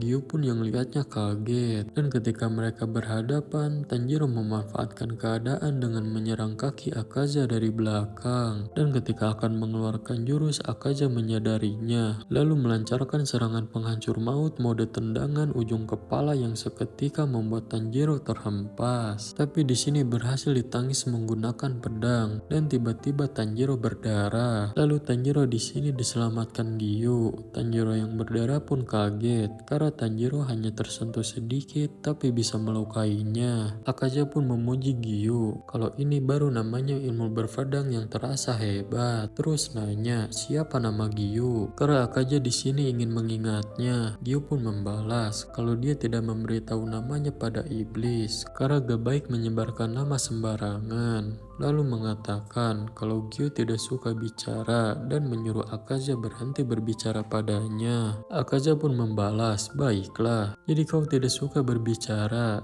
tapi aku suka berbicara dan aku akan bertanya lagi dan lagi. Lalu Akaza melancarkan serangan penghancur maut mode kaki, tapi berhasil ditahan Gyu menggunakan ujung pedangnya. Lalu Akaza pun meneruskan jurusnya yang belum beres, yaitu aliran kilatan cahaya yang seketika membuat Gyu terhempas sangat jauh dan menabrak banyak dinding. Tanjiro yang panik pun mengatakan Gyu-san. Lalu tiba-tiba Akaza sudah di depan Tanjiro dan Akaza pun di sini jadi tahu namanya Gyu. Dan ketika diserang, Tanjiro berhasil menghindar lalu melancarkan serangan tarian dewa api dan Akaza mengeluarkan serangan penghancur maut, dan jurus mereka yaitu dua lapis sumbu iblis dan matahari pembakar tulang saling bertumbukan. Tapi serangan Tanjiro di sini kalah dan dia sedikit terhempas ke belakang, sementara Akaza tidak apa-apa. Lalu Akaza pun ngomong, gerakan yang bagus, kau pasti sudah berlatih dengan keras hanya dalam waktu singkat. Terus Akaza di sini memuji Tanjiro dan dia memuji Kyojuro memang hebat. Terus lanjut memuji Tanjiro. Padahal malam itu Tanjiro hanya tergeletak di tanah seperti orang lemah. Tapi lihat diri Tanjiro sekarang, pertumbuhannya membuat Akaza terkejut dan Akaza merasa senang dan jantungnya sampai mau copot. Akaza pun di sini senang kalau Kyojuro mati malam itu, karena menurut Akaza Kyojuro tidak bisa menjadi lebih kuat dari saat itu karena dia mempunyai pandangan bodoh untuk tetap hidup menjadi manusia. Tanjiro pun di sini teringat Kyojuro dan adiknya. Lalu Tanjiro yang dengar semua ucapan Akaza tadi sangat marah dan mengatakan, kau bilang apa? Kau sampah terkutuk, tutup mulutmu, jangan bicara tentang Rengoku-san. Terus Akaza nanya, memangnya kenapa? Padahal menurutnya dia memuji mereka, yaitu Tanjiro dan Kyojuro. Tanjiro membalas tidak, karena Akaza sedang menghinanya. Karena Akaza terus meludahi wajah orang lain tanpa mempedulikan siapa yang sedang Akaza hadapi. Akaza pun membalas dengan tersenyum kalau Tanjiro salah mengerti sesuatu. Terus ngomong kalau dia hanya membenci yang lemah dan hanya meludahi wajah orang yang lemah. Dan Akaza di sini merasa jijik dengan orang lemah yang membuatnya itu ingin muntah. Dan menurutnya hukum alam mewajibkan mereka harus dihabisi. Tanjiro pun membalas kalau semua yang Akaza katakan salah, karena kenyataannya Akaza sedang berdiri saat ini adalah buktinya. Dan Tanjiro di sini mencontohkan jika bayi yang baru lahir itu lemah dari siapapun dan mereka membutuhkan orang lain untuk bertahan hidup.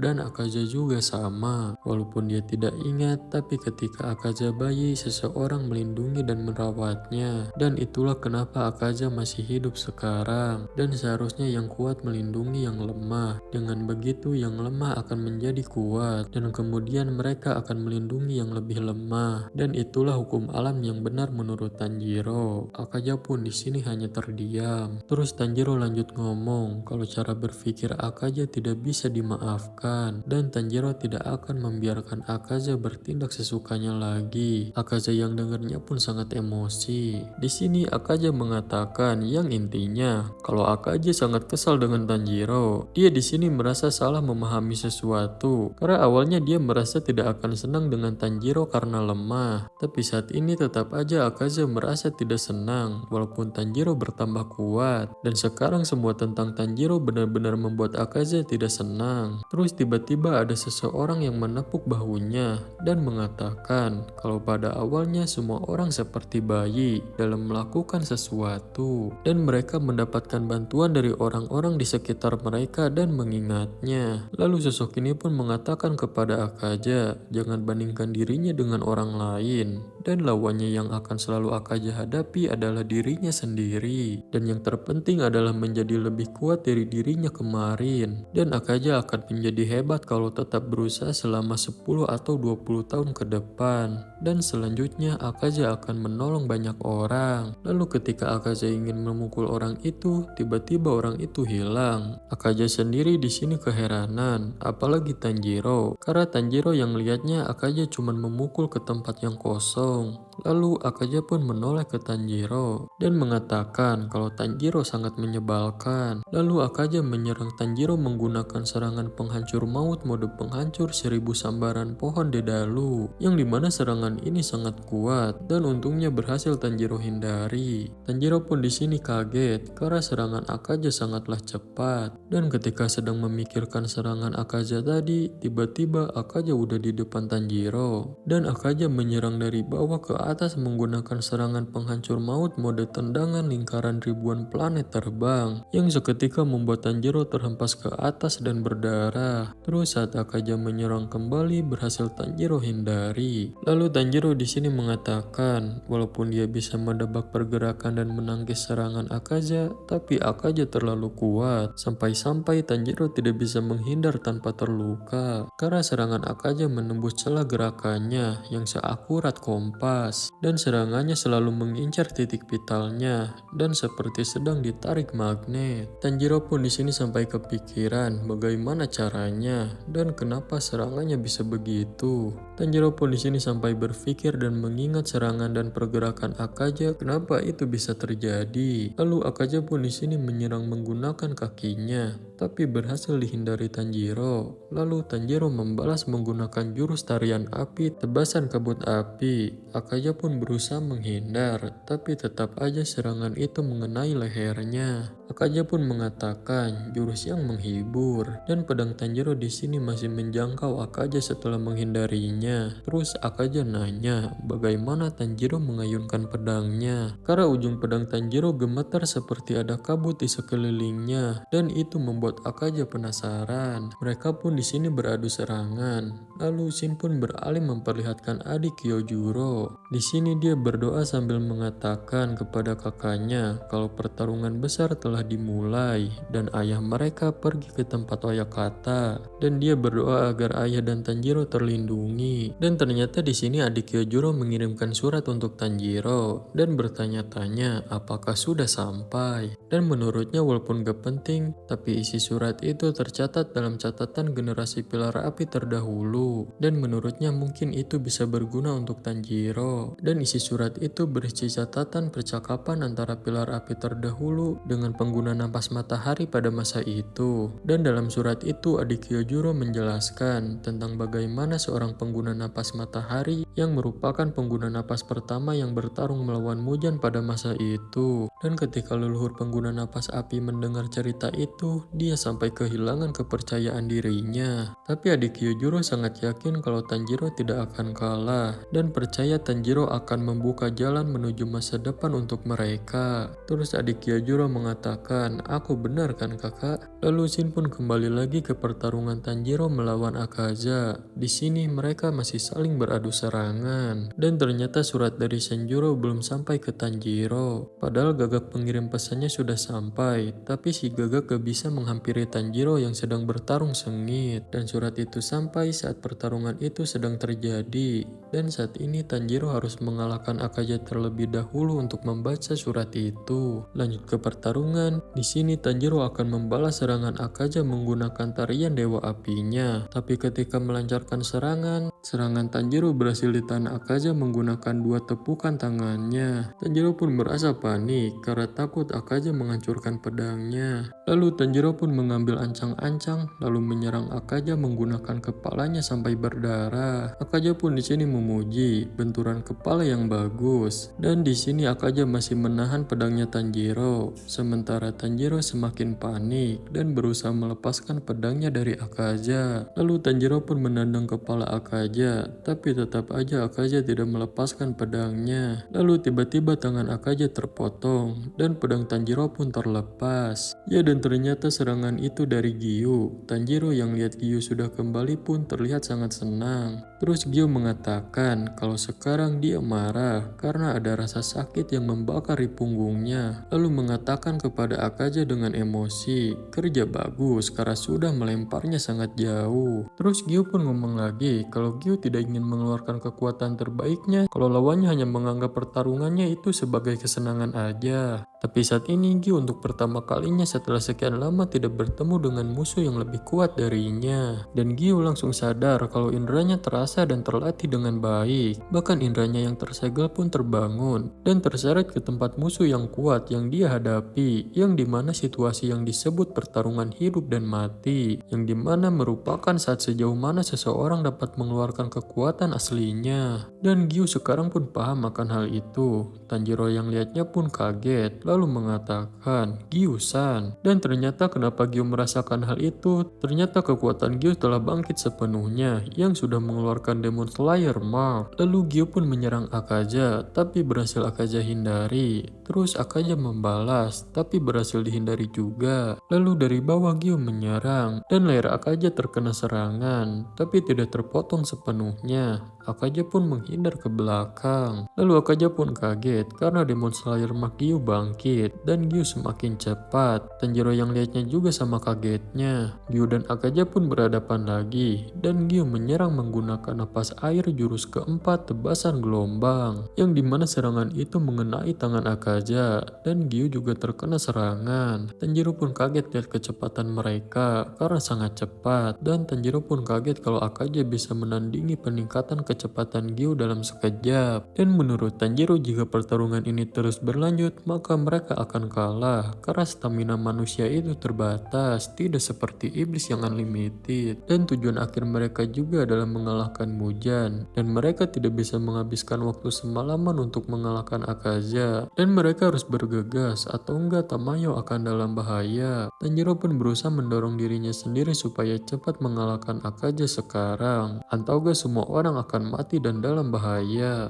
Tanjiro pun di sini berusaha tenang dan berusaha gak panik. Lalu dia pun berpikir kenapa serangan Akaza bisa sangat akurat seperti magnet dan berpikir kenapa Akaza bisa bereaksi terhadap serangan yang dari belakang atau dari titik butanya sekalipun. Tanjiro pun di sini mengingat omongan Akaza yang mengatakan semangat tempur Tanjiro lumayan terasa dan Tanjiro mulai mendekati tempat tertinggi. Ya dan Tanjiro pun di sini terdiam. Lalu dia pun sadar ketika Akaza menggunakan kata semangat tempur karena selama Akaza bertarung dengan Rengoku juga selalu mengatakan itu. Tanjiro pun lalu berpikir apa itu semangat tempur, apakah Akaza bisa merasakan sesuatu dengan semangat tempur ini yang dimana sama sepertinya yang bisa merasakan sesuatu dengan indera penciumannya. Lalu Tanjiro pun mengingat omongan Inosuke yang mengatakan ketika lawannya mengincar sesuatu dari area tubuhnya, Inosuke selalu merasakan ada yang menyengat di area itu. Tanjiro pun mengatakan jadi itu sebabnya Inosuke bisa menyadari Gyotaro dan itu membuat Tanjiro teringat ketika Inosuke ditusuk dengan parah dari belakang. Lalu dengan bangga Inosuke mengatakan kalau kulitnya memang lebih keras daripada manusia dan mau dari belakang atau tidak itu bukan masalah. Dan saat seseorang menatapnya, Inosuke bisa tahu bagian mana yang mereka lihat. Tanjiro pun di sini ingin mencobanya dan Inosuke mengiyakan. Dan ketika dicoba bener aja, Inosuke bisa tahu Tanjiro sedang melihat bahu kanannya. Tanjiro pun kagum karena Inosuke benar.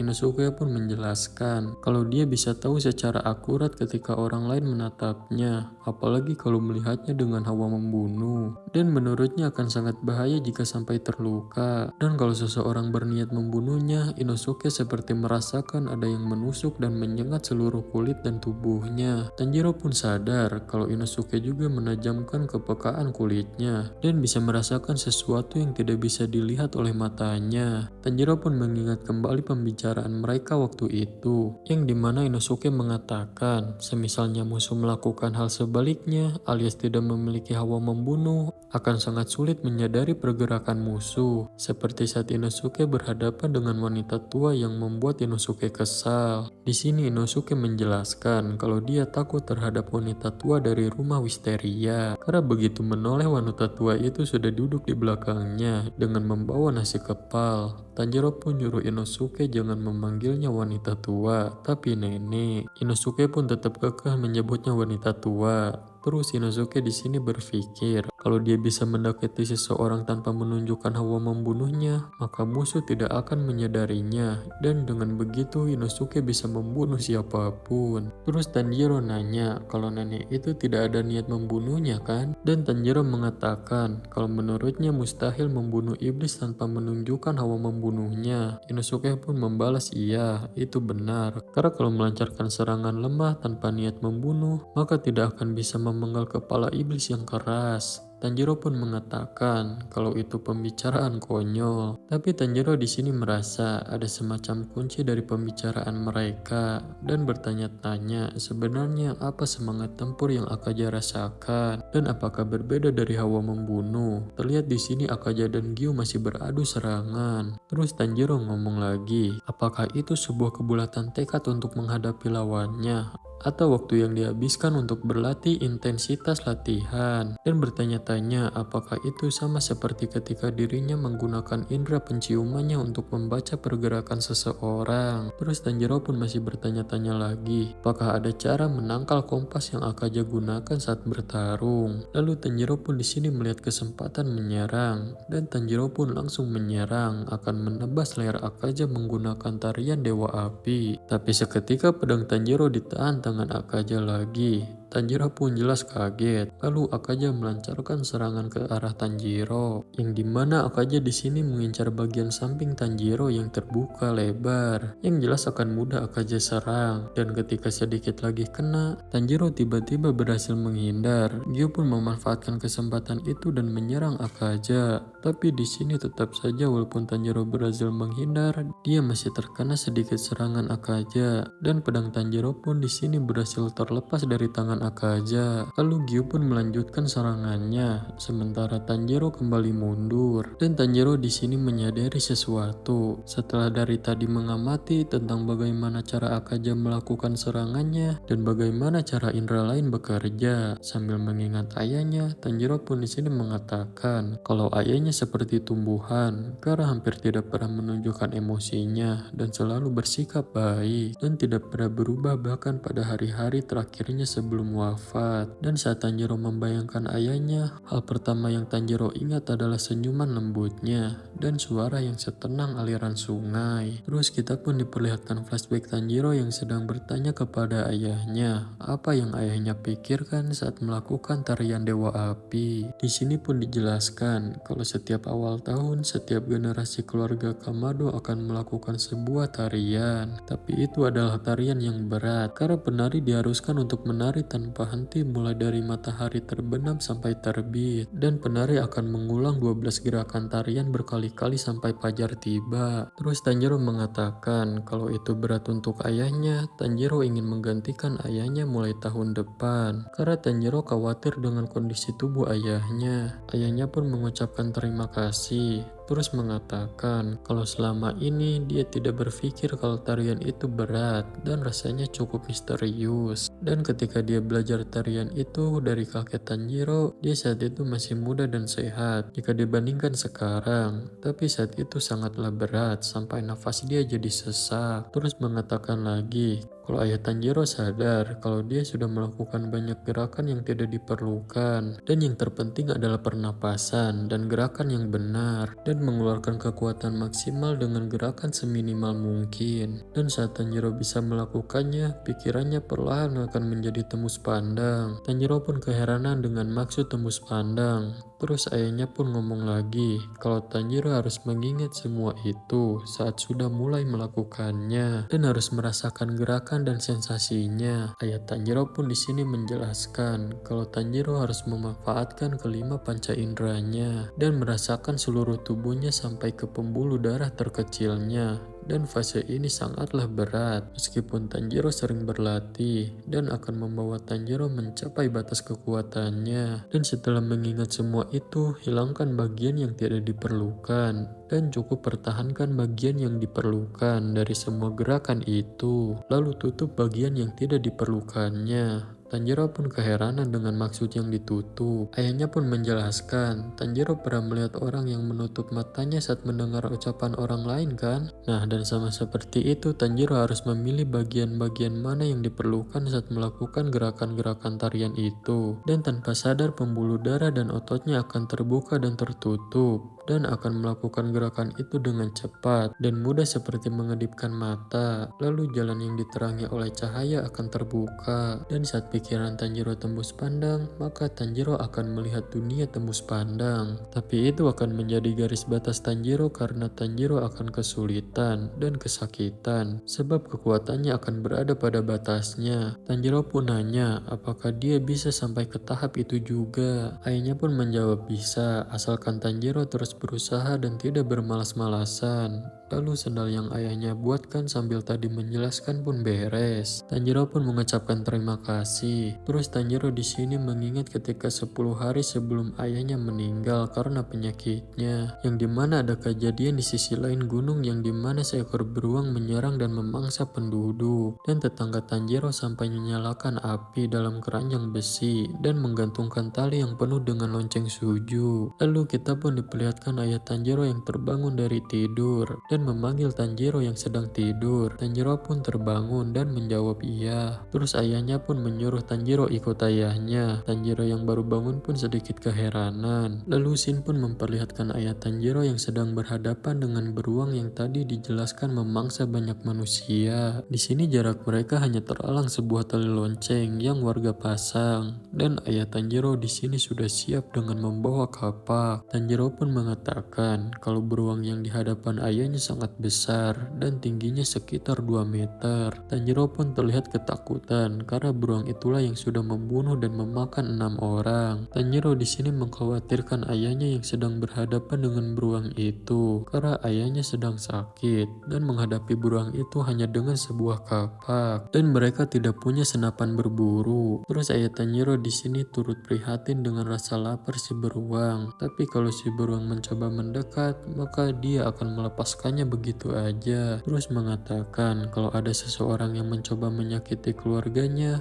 maka dia tidak akan memberi ampun, tidak peduli siapapun yang melakukannya. Dan jika beruang itu mengabaikan peringatannya, dia akan mengambil nyawa si beruang. Terlihat ayah Tanjiro sudah mengambil ancang-ancang. Tanjiro pun di sini terlihat semakin khawatir, terus bertanya-tanya apa yang bisa dia lakukan. Terlihat di sini ayah Tanjiro masih berhadapan dengan si beruang. Terus si beruang pun tiba-tiba mengaung dan bergerak hingga mengenai lonceng suju, dan dalam sekejap leher beruang itu ditebas oleh ayah Tanjiro. Terlihat ayah Tanjiro menebasnya dengan sangat tenang, dan di sini terlihat kepala beruang sebesar tubuh manusia sampai terpotong dan terjatuh ke tanah bersamaan dengan lonceng-lonceng itu. Ya, di sini semakin cepat serangan ayah Tanjiro, sampai-sampai Tanjiro tidak bisa mengikuti gerakan ayahnya dengan matanya. Tapi Tanjiro di sini merasakan ayahnya menebas kepala beruang itu 2 kali dalam sekejap, dan itu memang harus ayahnya lakukan karena akan mustahil jika memotong kepala beruang itu dengan kapak yang sekecil itu. Di sini Tanjiro pun menyadari kalau bau ayahnya tetap sama walaupun sudah membunuh beruang itu. Tanjiro pun di sini kagum karena ayahnya sama sekali tidak ada keraguan ataupun ketakutan dalam dirinya, mau sebelum ataupun sesudah memenggal kepala beruang itu. Bahkan hawa membunuhnya pun tidak Tanjiro rasakan. Dan ayah Tanjiro berdiri di sana dengan hawa yang tenang seperti biasanya. Ayahnya pun nanya apakah Tanjiro melihatnya. Tanjiro pun menjawab melihatnya. Terus sambil nangis nanya keadaan ayahnya apakah baik-baik aja. Ayahnya pun menjawab baik-baik aja dan mengatakan kepada Tanjiro untuk jangan melupakan apa yang Tanjiro lihat tadi.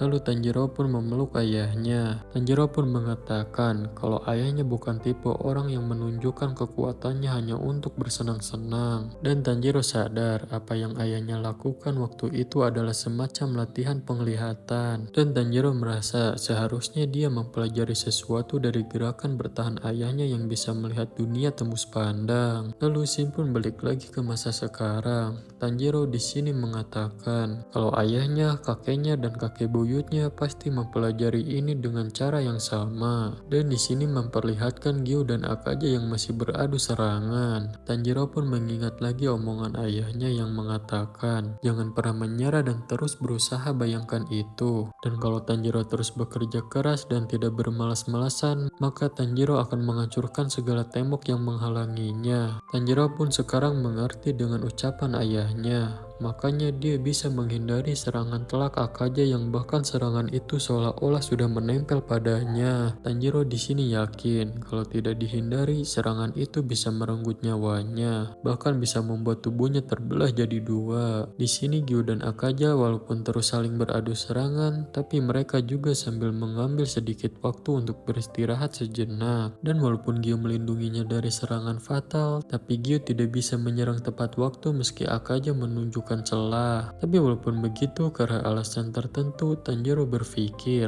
kalau memenangkan pertarungan ini bukan hal yang mustahil. Dan ketika Tanjiro mengingat kembali saat pedang Tanjiro ditahan Akaja dan dia sedikit lagi terkena serangan Akaja, Tanjiro merasakan sekejap dunia yang dimaksud ayahnya, yaitu dunia tembus pandang, yang dimana Tanjiro bisa melihat tubuh Akaja yang tembus pandang dan hanya memperlihatkan organ dalamnya. Dan hal ini juga pernah Tanjiro rasakan ketika melawan Hatengu, ketika bersembunyi di dalam jantungnya. Tapi Tanjiro di sini tidak terlalu yakin kalau dia bisa melihat dunia tembus pandang atau hanya mencium baunya. Dan di sini Tanjiro itu sangat fokus dengan hal itu sampai menutup panca indera yang lain yang membuatnya bergerak lebih cepat dari sebelumnya. Itulah kenapa Tanjiro tadi bisa menghindari serangan Akaja. Tanjiro pun meminta maaf kepada Inosuke karena sebelumnya meragukannya, dan Tanjiro di sini mengaku kalau Inosuke benar. Dan saat ini selagi Gyu bertarung dengan Akaja, Tanjiro akan memanfaatkan keadaan ini semaksimal mungkin untuk mengalahkan Akaja. Ya, di sini Tanjiro sudah menemukan bagaimana cara mengalahkan Akaja, yaitu dengan penglihatan dunia tembus pandang. Di sini pun dijelaskan saat Tanjiro memasuki dunia tembus pandang yang ayahnya ajarkan, intuisi kecepatan dan juga kecepatan menghindarnya meningkat dengan drastis. Bahkan Tanjiro bisa mengamati pergerakan paru-paru musuh dan juga aliran pembuluh darahnya. Bahkan bisa melihat bentuk otot musuh dengan sangat cepat dan jelas. Dan Tanjiro pun mengatakan kalau mungkin aja dia bisa mengincar kepala Akaja jika bisa menutup battle spirit yang dimana mungkin Akaja sudah mendeteksinya. Beralih ke pertarungan Akaja dan Gyu, di sini mereka masih bertarung dengan sengit.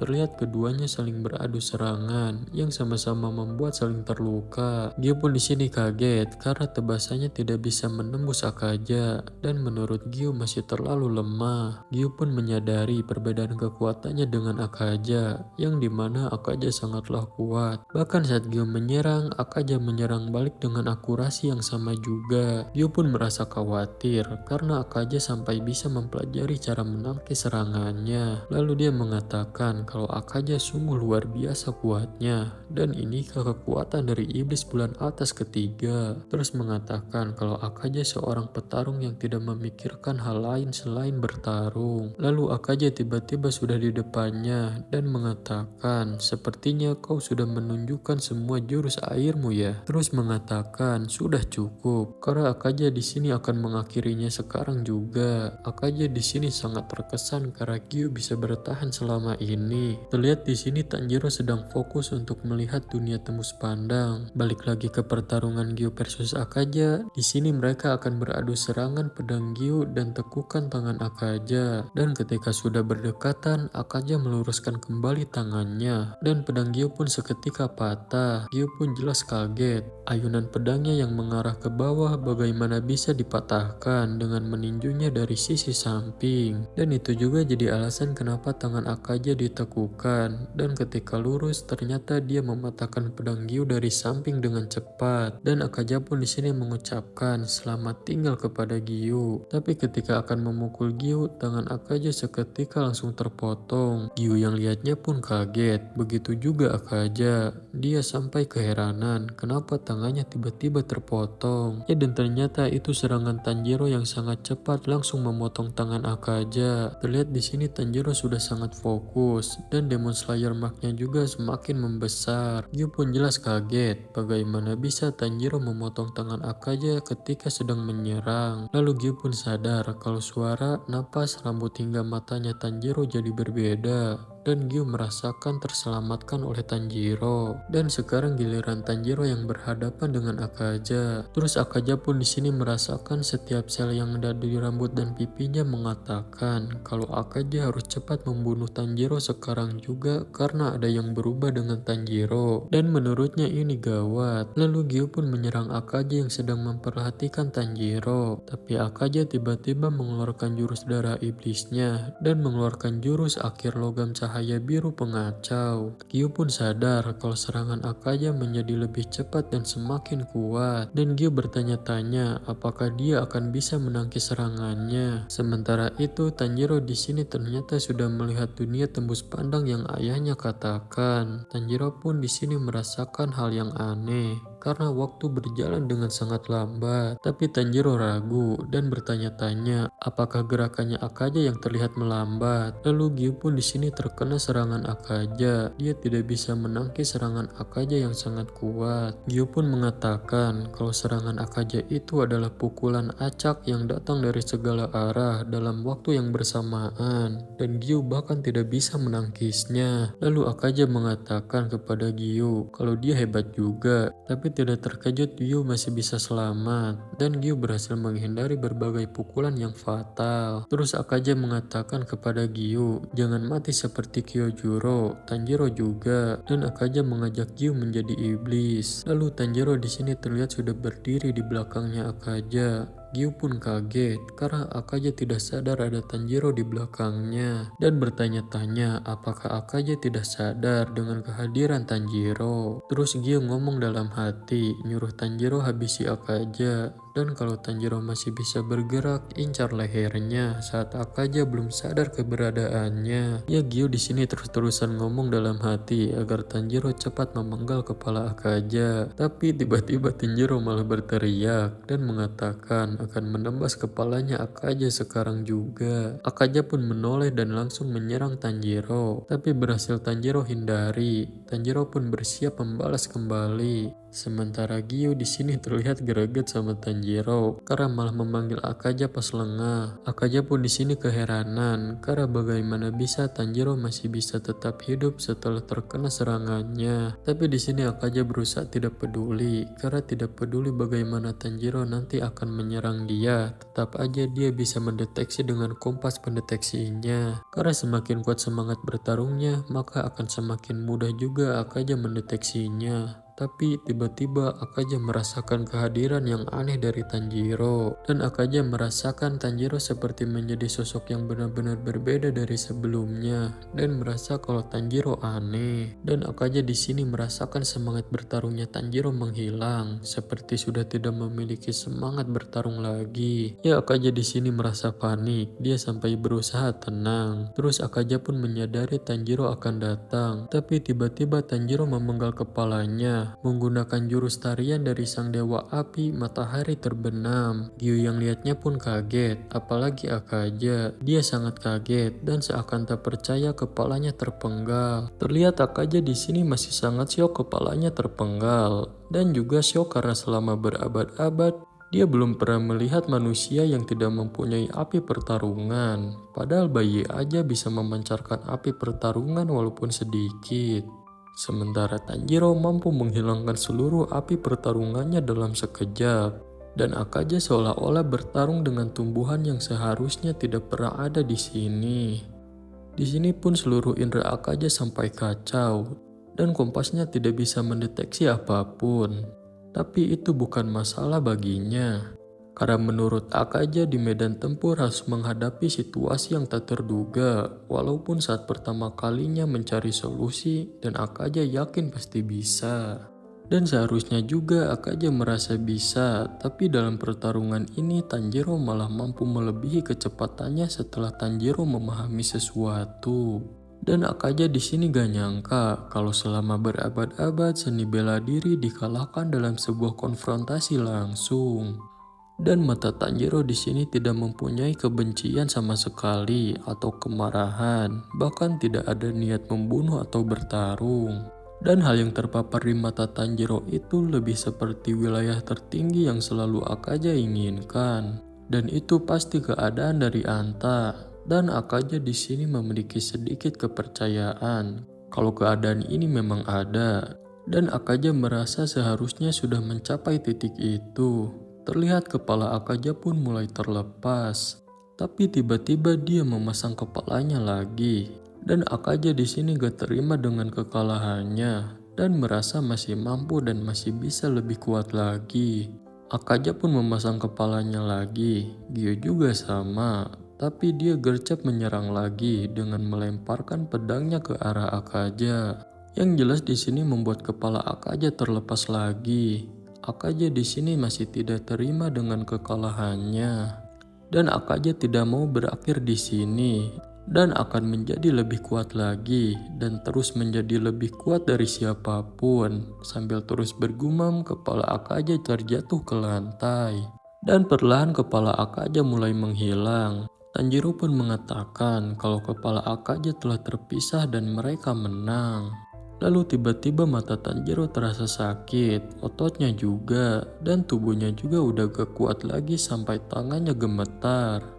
Tapi di sini tubuh Akaja masih berdiri dan tidak menghilang. Gyo pun kaget karena tubuhnya itu belum tumbang dan masih kaget tak percaya. Lalu tiba-tiba kaki Akaja bergerak dan mengeluarkan jurus darah iblisnya. Tanjiro dan Gyo pun jelas sangat kaget. Tubuh Akaja tanpa kepala pun bergerak lalu menyerang Tanjiro. Tapi untungnya Tanjiro berhasil menghindar. Tanjiro pun di sini keheranan kenapa tubuh Akaja masih bisa bergerak dan belum menghilang. Dan di sini leher Akaja yang dipenggal ternyata disegel sendiri. Sementara Tanjiro di sini matanya sakit. Lalu tiba-tiba Akaja menyerang lagi menggunakan kakinya dan kali ini mengenai Tanjiro. Tanjiro pun terlihat kesakitan dan ia terhempas sampai menabrak tembok dengan keras. Terlihat Tanjiro sekarang hanya bisa terdiam aja dan masih gak nyangka Akaja masih belum mati meskipun kepalanya sudah dipenggal.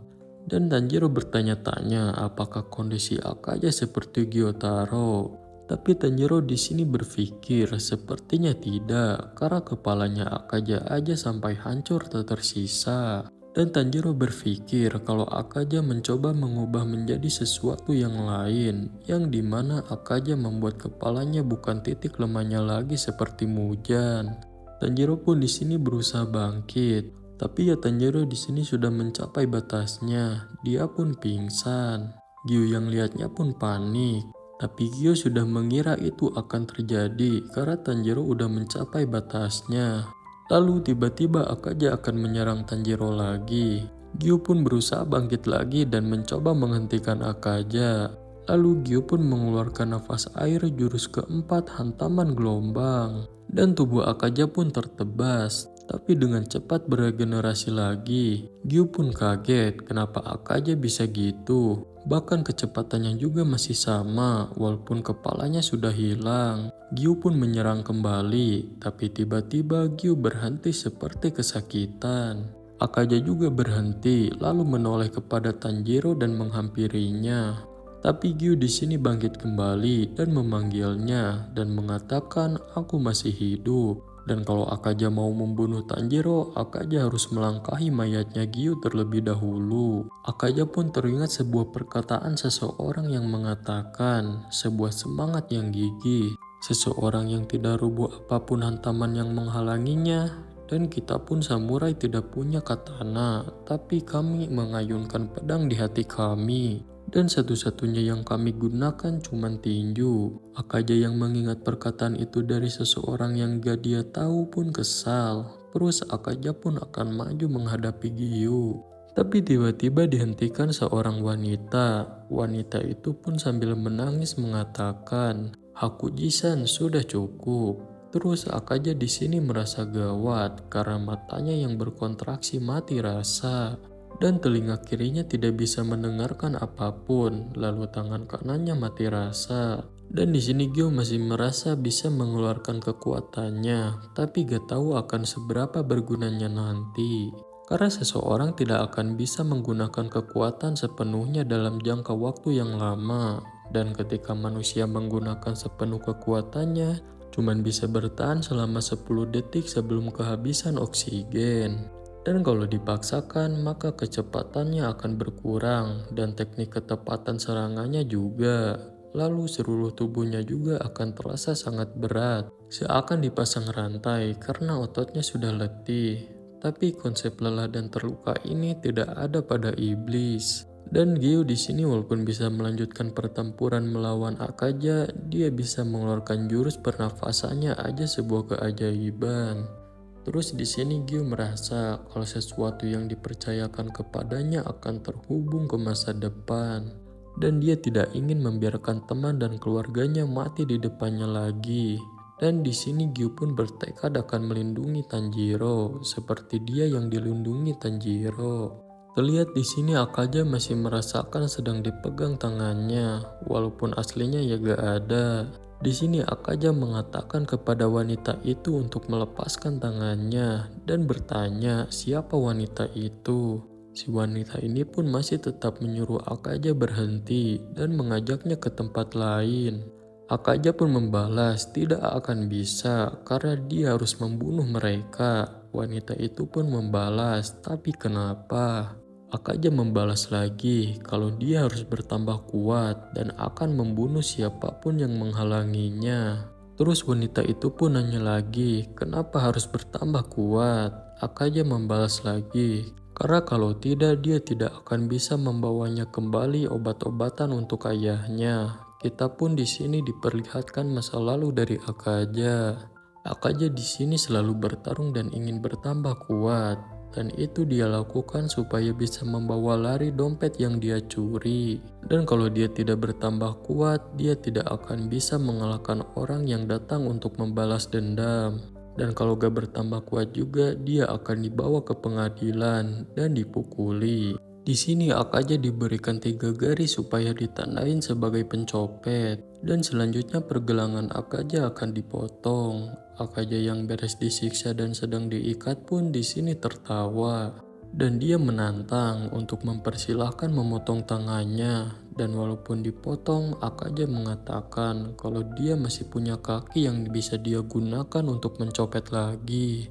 Dan selanjutnya mereka tidak akan bisa menangkapnya. Hakim pun di sini mengatakan bahwa Akaja melakukan banyak kejahatan di usianya yang masih belasan tahun dan orang yang berbadan besar pun akan mati rasa setelah menerima ratusan cambukan. Tapi Akaja di sini enggak dan si hakim menyebut Akaja sebagai anak iblis. Akaja pun di sini seperti udah biasa disebut begitu karena udah sering disebut begitu juga dan dia juga mengaku sebagai anak iblis. Karena sejak dilahirkan dia sudah memiliki taring.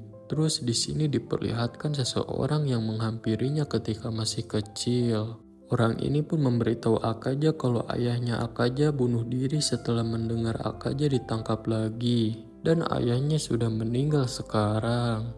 Akaja yang dengarnya pun jelas sangat syok. Terus Akaja menghampiri makam ayahnya. Dan ayahnya di sini itu sempat memberikan surat untuk Akaja, yang isi surat itu mengatakan agar Akaja hidup dengan jujur, karena Akaja masih bisa membuka lembaran baru. Dan ayahnya di sini menulis kalau dia tidak ingin hidup dengan uang hasil curian.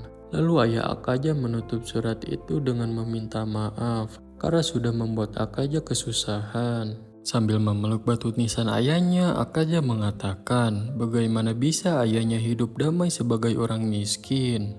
Dan Akaja berharap dunia langsung hancur aja. Lalu kita pun diperlihatkan gimana kebrutalan dari Akaja ketika bertarung. Dia di sini sanggup menghajar orang dewasa. Dan sambil menghajar orang-orang, Akaja bertanya-tanya kenapa hidupnya begini dan kenapa ayahnya harus mati.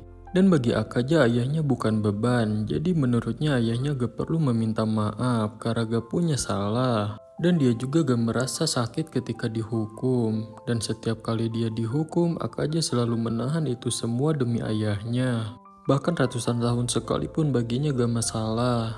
Di sini kita diperlihatkan Akaja yang sedang disiksa. Orang yang menyiksa Akaja pun sampai mengatakan Akaja untuk tobat. Karena saking seringnya Akaja mencopet. Tapi ya Akaja gak bisa. Karena obat-obatan ayahnya itu sangat mahal. Mau gak mau dia harus mencopet. Dan semakin lama keadaan ayahnya itu semakin memburuk. Karena tulang punggungnya yang keropos semakin melemas. Dan Akaja di sini ingin terus membantu ayahnya lebih banyak lagi. Dan bertanya-tanya tapi kenapa ayahnya malah bunuh diri. Dan bahkan Akaja di sini siap mati demi ayahnya. Terus lanjut menghajar orang-orang tadi, Akaja di sini sudah beres membantai semua orang tadi.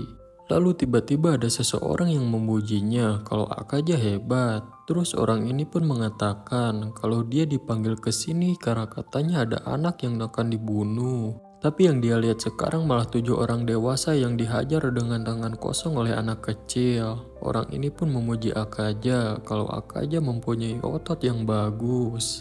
Dan Akaja bisa menang melawan orang dewasa tanpa senjata. Dan mengatakan pasti rasanya hebat. Balik lagi ke masa sekarang, Akaja di sini bertanya-tanya siapa orang itu, apakah itu ingatannya. Balik lagi ke ingatan Akaja, di sini orang itu menawarkan Akaja untuk pergi ke dojonya. Dan katanya dia itu gak punya murid. Akaja pun emosi dan nyuruh dia diam. Dan mengancam akan membunuhnya. Lalu si guru dojo ini pun menyadari kalau Akaja memiliki tato yang menandakan kalau Akaja adalah kriminal di Endo. Dan Akaja dibuang dari Edo dan itu sebabnya kenapa Akaja datang ke sini. Akaja pun membalas memangnya kenapa, karena menurutnya itu semua gak ada gunanya. Si guru pun mengiyakan, lalu si guru menyuruh Akaja maju. Akaja pun menyerang si guru dengan sangat marah. Lalu Akaja pun di sini dihajar bertubi-tubi oleh si guru dan Akaja pun terkapar kalah. Lalu Shin pun beralih ketika Akaja sudah di dojo si guru. Di sini si guru memuji Akaja sangat kuat dan walaupun tadi kekalahan telak Akaja, tapi Akaja cuma butuh waktu 1 jam buat sadar kembali. Lalu si guru pun memperkenalkan diri dan namanya adalah Keijo. Dan dia menjalankan seni bela diri dengan tangan kosong yang disebut Soryu. Dan dia gak punya murid dan dia mencari uang untuk kehidupannya sehari-hari dengan melakukan beberapa pekerjaan tukang. Dan si guru di sini ingin Akaja merawat putrinya yang sedang sakit. Dan si guru harus bekerja jadi dia menyerahkan putrinya pada Akaja. Di sini si guru menjelaskan kalau istrinya tenggelam karena kelelahan merawat putrinya dan dia merasa merepotkan istri dan putrinya. Terus Akaja mengatakan apa si guru gak keberatan meninggalkan putri semata wayangnya dengan seorang kriminal. Dengan tersenyum si guru mengatakan kalau dia sudah mengalahkan Akaja beberapa jam yang lalu, jadi menurutnya gak masalah. Akaja pun sadar kalau Tanjiro mirip dengan gurunya. Dan sadar juga kenapa Akaja tidak menyukai Tanjiro. Karena Tanjiro membuatnya mengingat masa lalunya yang membosankan dan gak berarti. Lalu Akaja pun dikenalkan dengan putrinya si guru yang bernama Koyuki. Dan ketika mengingat dan melihat Koyuki, Akaja terpesona dan berhenti mengatakan masa lalu gak berarti. Di sini Akaja melihat Koyuki jadi teringat dengan ayahnya. Terus si guru nanya ke anaknya apakah sudah baikan. Terus nyuruh anaknya buat Akaja memberitahu namanya sebelum dia kembali. Karena dari tadi si guru gak dikasih tahu. Dan mereka pun tinggal berdua. Terus Koyuki di sini nanya kalau wajah Akaja terluka dan apakah Akaja baik-baik aja. Balik lagi ke masa sekarang, Akaja pun mengingat semua tentang Koyuki dan bagaimana dia dulu menyayanginya. Terus Akaja pun bertanya-tanya kenapa orang sakit selalu meminta maaf. Bahkan hal kecil sekalipun, dia juga mengerti kalau mereka ingin melakukan semuanya sendiri. Tapi seharusnya jangan gitu, karena mereka sendiri gitu karena penyakitnya bukan keinginan mereka. Kita pun di sini diperlihatkan ketika Akaja merawat Koyuki. Terus Koyuki di sini meminta maaf kepada Akaja untuk semuanya. karena dia Akaja jadi gak bisa berlatih dan bermain. Tapi Akaja gak masalah dan berpikir kalau Koyuki mempunyai tubuh yang lemah, jadi Koyuki harus dirawat semalaman. Seperti menggantikan kompresannya dan bajunya. Dan Akaja tahu Koyuki harus sering meminum air. Dan dia bahkan selalu menuntun Koyuki ketika ingin ke kamar mandi. Terus Akaja ngomong kepada Koyuki kalau Akaja dulu juga sering merawat ayahnya. Jadi Akaja sudah terbiasa dan dia gak keberatan sama sekali merawat Koyuki. Dan dia juga semenjak dari awal kesini dia gak pernah ada niat bermain-main di sini. Dan saat dia tidak melakukan apapun, dia hanya berlatih. Jadi Koyuki tidak usah mengkhawatirkannya. Terus Koyuki mengatakan kalau malam ini akan ada kembang api dan menyuruh Akaja untuk pergi keluar untuk melihatnya. Terus Akaja mengatakan kalau Koyuki sudah gak pusing lagi, Akaja akan mengajaknya ke jembatan untuk melihat kembang apinya bersama. Koyuki pun kaget dengarnya. Terus Akaja mengatakan lagi kalau gak malam ini masih ada tahun berikutnya. Dan setelah itu mereka bisa melihatnya bersama. Koyuki pun menangis karena terharu. Sementara Akaja malah terdiam. Terus dia mengatakan dalam hati kalau hal yang paling menyebalkan ketika merawat Koyuki yaitu ketika di tengah obrolan Koyuki selalu menangis. Dan Akaja di sini mengira Koyuki begitu karena terbaring seharian di kasur. Dan Akaja merasa gak nyaman ketika Koyuki menangis. Lalu kita pun diperlihatkan Akaja yang sedang mengobrol dengan si guru. Di sini Akaja berpikir walaupun si guru bukan seorang samurai, tapi dia masih sanggup mendapatkan tanah ini dan juga dojo. Dan gurunya ini bisa mendapatkan itu semua karena ketika dia menyelamatkan seorang kakek tua dari para bandit, orang tua itu tertarik dengan teknik Soryu milik si guru. Jadinya orang tua itu menyerahkan semua tanah dan dojonya kepada si guru karena gak punya penerus. Tapi di sana juga ada beberapa orang yang menginginkan tanah dan dojo itu untuk diri sendiri, yang membuat dojo sebelahnya selalu mengganggu dojo gurunya. Dan itulah sebabnya dojo gurunya tidak pernah mempunyai murid. Dan ketika Akaja berlatih di sana dan merawat Koyuki, itu mengobati rasa sakit hatinya. Dan 3 tahun pun berlalu. Saat ini usia Akaja 18 tahun dan Koyuki berumur 16 tahun. Dan Koyuki di sini mulai berhenti untuk berbaring dan berusaha hidup normal. Terus kita pun diperlihatkan Akaja yang sedang mengapel, lalu dipanggil gurunya. Terus di sini mereka pun ngobrol dengan ada Koyuki juga. Di sini si guru ingin mewarisi dojonya kepada Akaja dan menjodohkan putrinya juga dengan Akaja. Akaja pun jelas kaget dengarnya. Dan terlihat Akaja dan Koyuki jadi canggung satu sama lain. Terus Akaja pun gak nyangka kalau dia yang mempunyai tato kriminal akan mempunyai masa depan. Apalagi ada seseorang yang mencintainya. Dan Akaja berpikir apa yang dikatakan ayahnya benar. Dan bertanya-tanya apakah dia bisa menemukan jalan hidup dengan benar. Dan semua impian yang menurutnya mustahil sekarang mulai terwujud. Dan saat itu juga Akaja bertekad akan melindungi Koyuki dan si guru, bahkan jika harus mengorbankan nyawanya sekalipun. Dan Akaja pun di sini masih gak nyangka bisa mendapatkan semua ini. Lalu Akaja pun mengunjungi makam ayahnya untuk memberitahu acara pernikahannya. Dan Akaja pun pulang sebelum matahari terbit.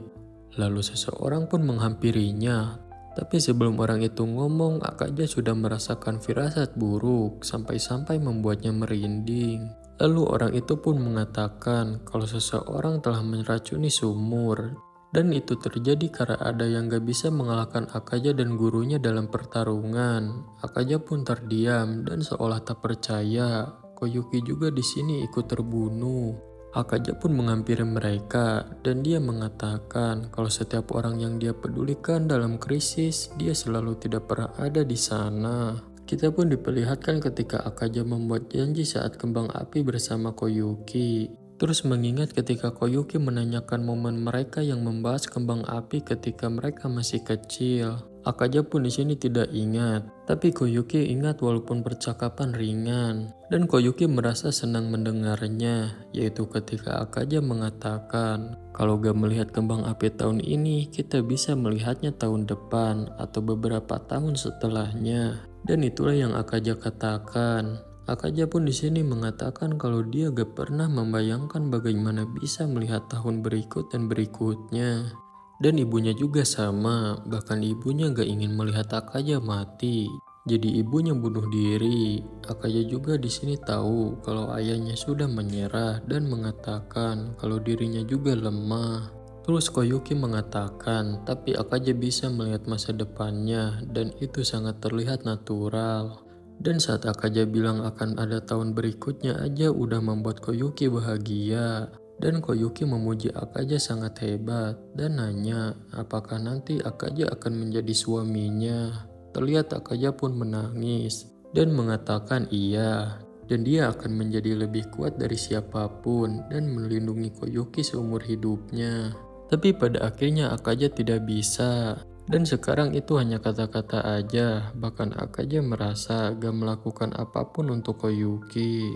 Dan detail dari insiden racun itu pun sudah tercatat di kantor hakim. Dan setelah seluruh anggota keluarga Dojo Seryu diracun, murid-murid yang masih selamat mulai menyerang Dojo Kenjutsu yang ada di dekat mereka dan membunuh 67 orang di dalam dojo.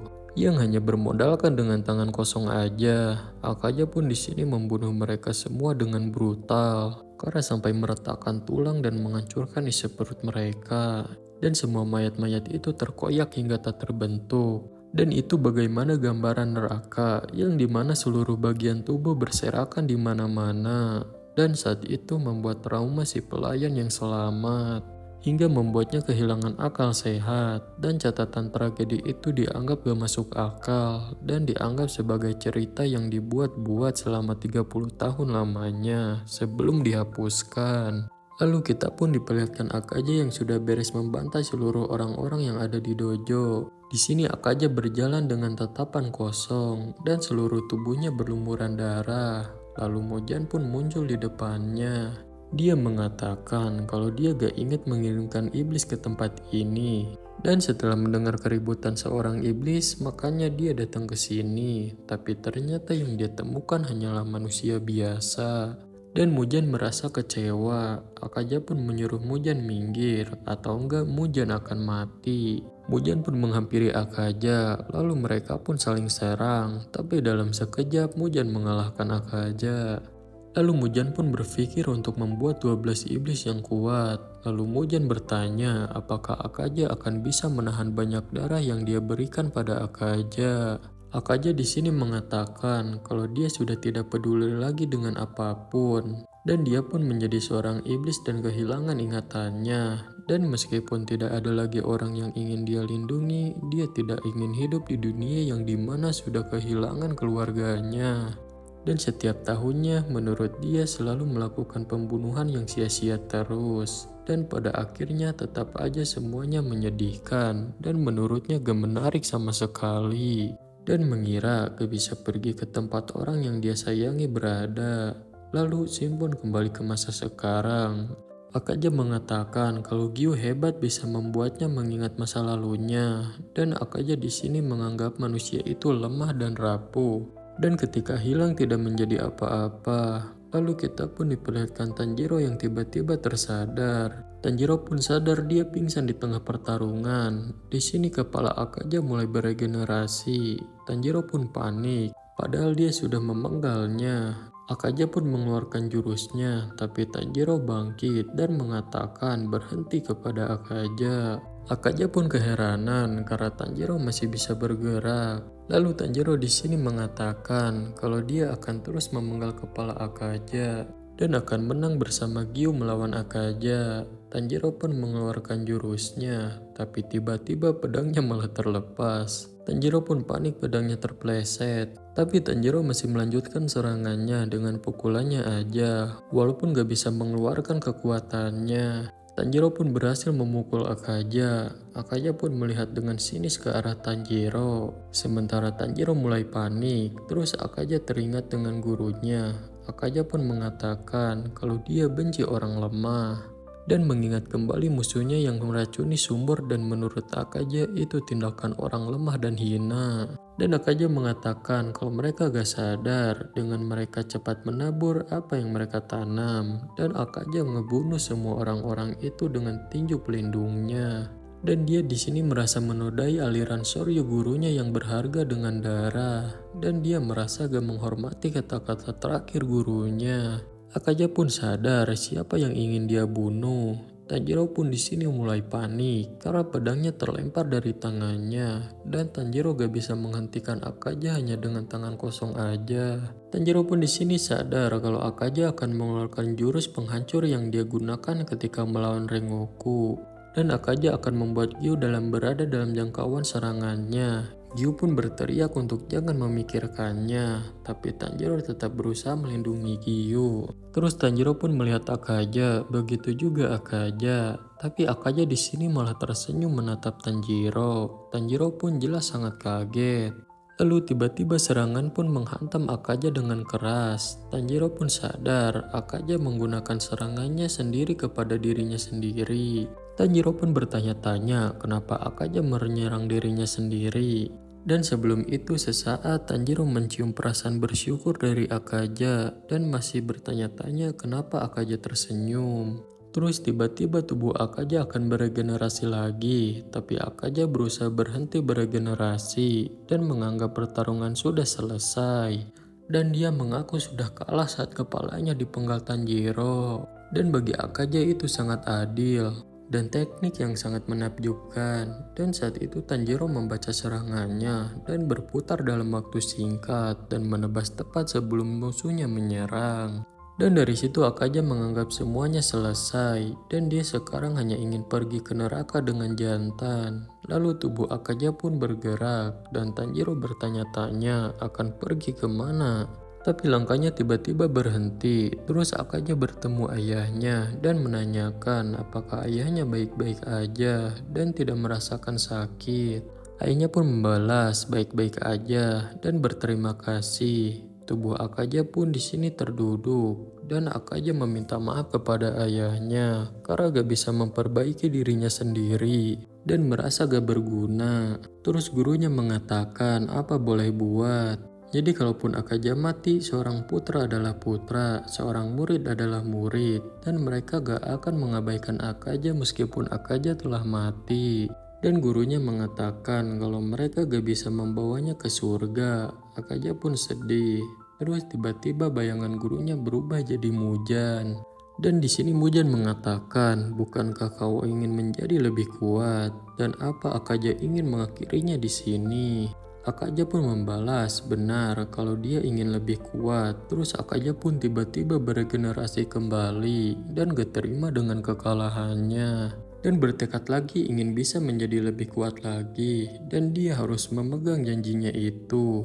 Tapi tiba-tiba sebuah tangan memegang kepala Akaja yang ternyata itu adalah Koyuki. Di sini Koyuki berterima kasih kepada Akaja dan mengatakan kalau Akaja sudah melakukannya dengan baik. Dan sekarang sudah tidak apa-apa. Sementara di belakang Akaja, Mujan memanggilnya. Lalu Akaja pun di sini menangis melihat Koyuki, lalu memeluknya dan meminta maaf kalau Akaja gak bisa melindunginya dan tidak ada saat Koyuki butuh dan gak bisa menepati janjinya juga dan terus memohon meminta maaf. Koyuki pun di sini mengatakan kalau dia senang Akaja mengingat mereka semua. Dan senang Akaja bisa menjadi dirinya yang dulu. Koyuki pun di sini mengatakan, selamat datang kembali suamiku. Lalu tubuh Akaja yang beregenerasi pun berhenti. Dan seketika Akaja mulai menghilang. Tanjiro pun kaget dan seluruh tubuh Akaja pun mulai menghilang. Dan Akaja pun mati. Dan dia pun di sini disambut oleh ayah dan guru dan Koyuki. Dan mengatakan, aku pulang. Akaja pun memeluk Koyuki dan dia pun terbakar di neraka. Dan Akaja pun di sini sepenuhnya menghilang. Tanjiro pun lega semuanya sudah berakhir. Dan Tanjiro pun di sini ingin bergegas ke Tamayo, tapi tiba-tiba Tanjiro pingsan di samping Gyu. Terus tiba-tiba Gyu pun akan pingsan juga. Dan dia pun menahan dengan pedangnya dan pingsan dalam keadaan memegang pedangnya. Lalu Gagak pun mengumumkan kalau Tanjiro dan Gyo telah mengalahkan iblis bulan atas ketiga dan mereka kehilangan kesadaran karena kelelahan. Lalu kita pun diperlihatkan Kokushibo yang merasakan tekanan Akaja telah hilang. Kokushibo pun kaget karena Akaja telah kalah dan walaupun Akaja gak bisa mengalahkannya, tapi Akaja mempunyai kesempatan untuk mencapai puncak yang lebih tinggi. Tapi Akaja menyanyiakan itu. Kokushibo pun kecewa dengan Akaja.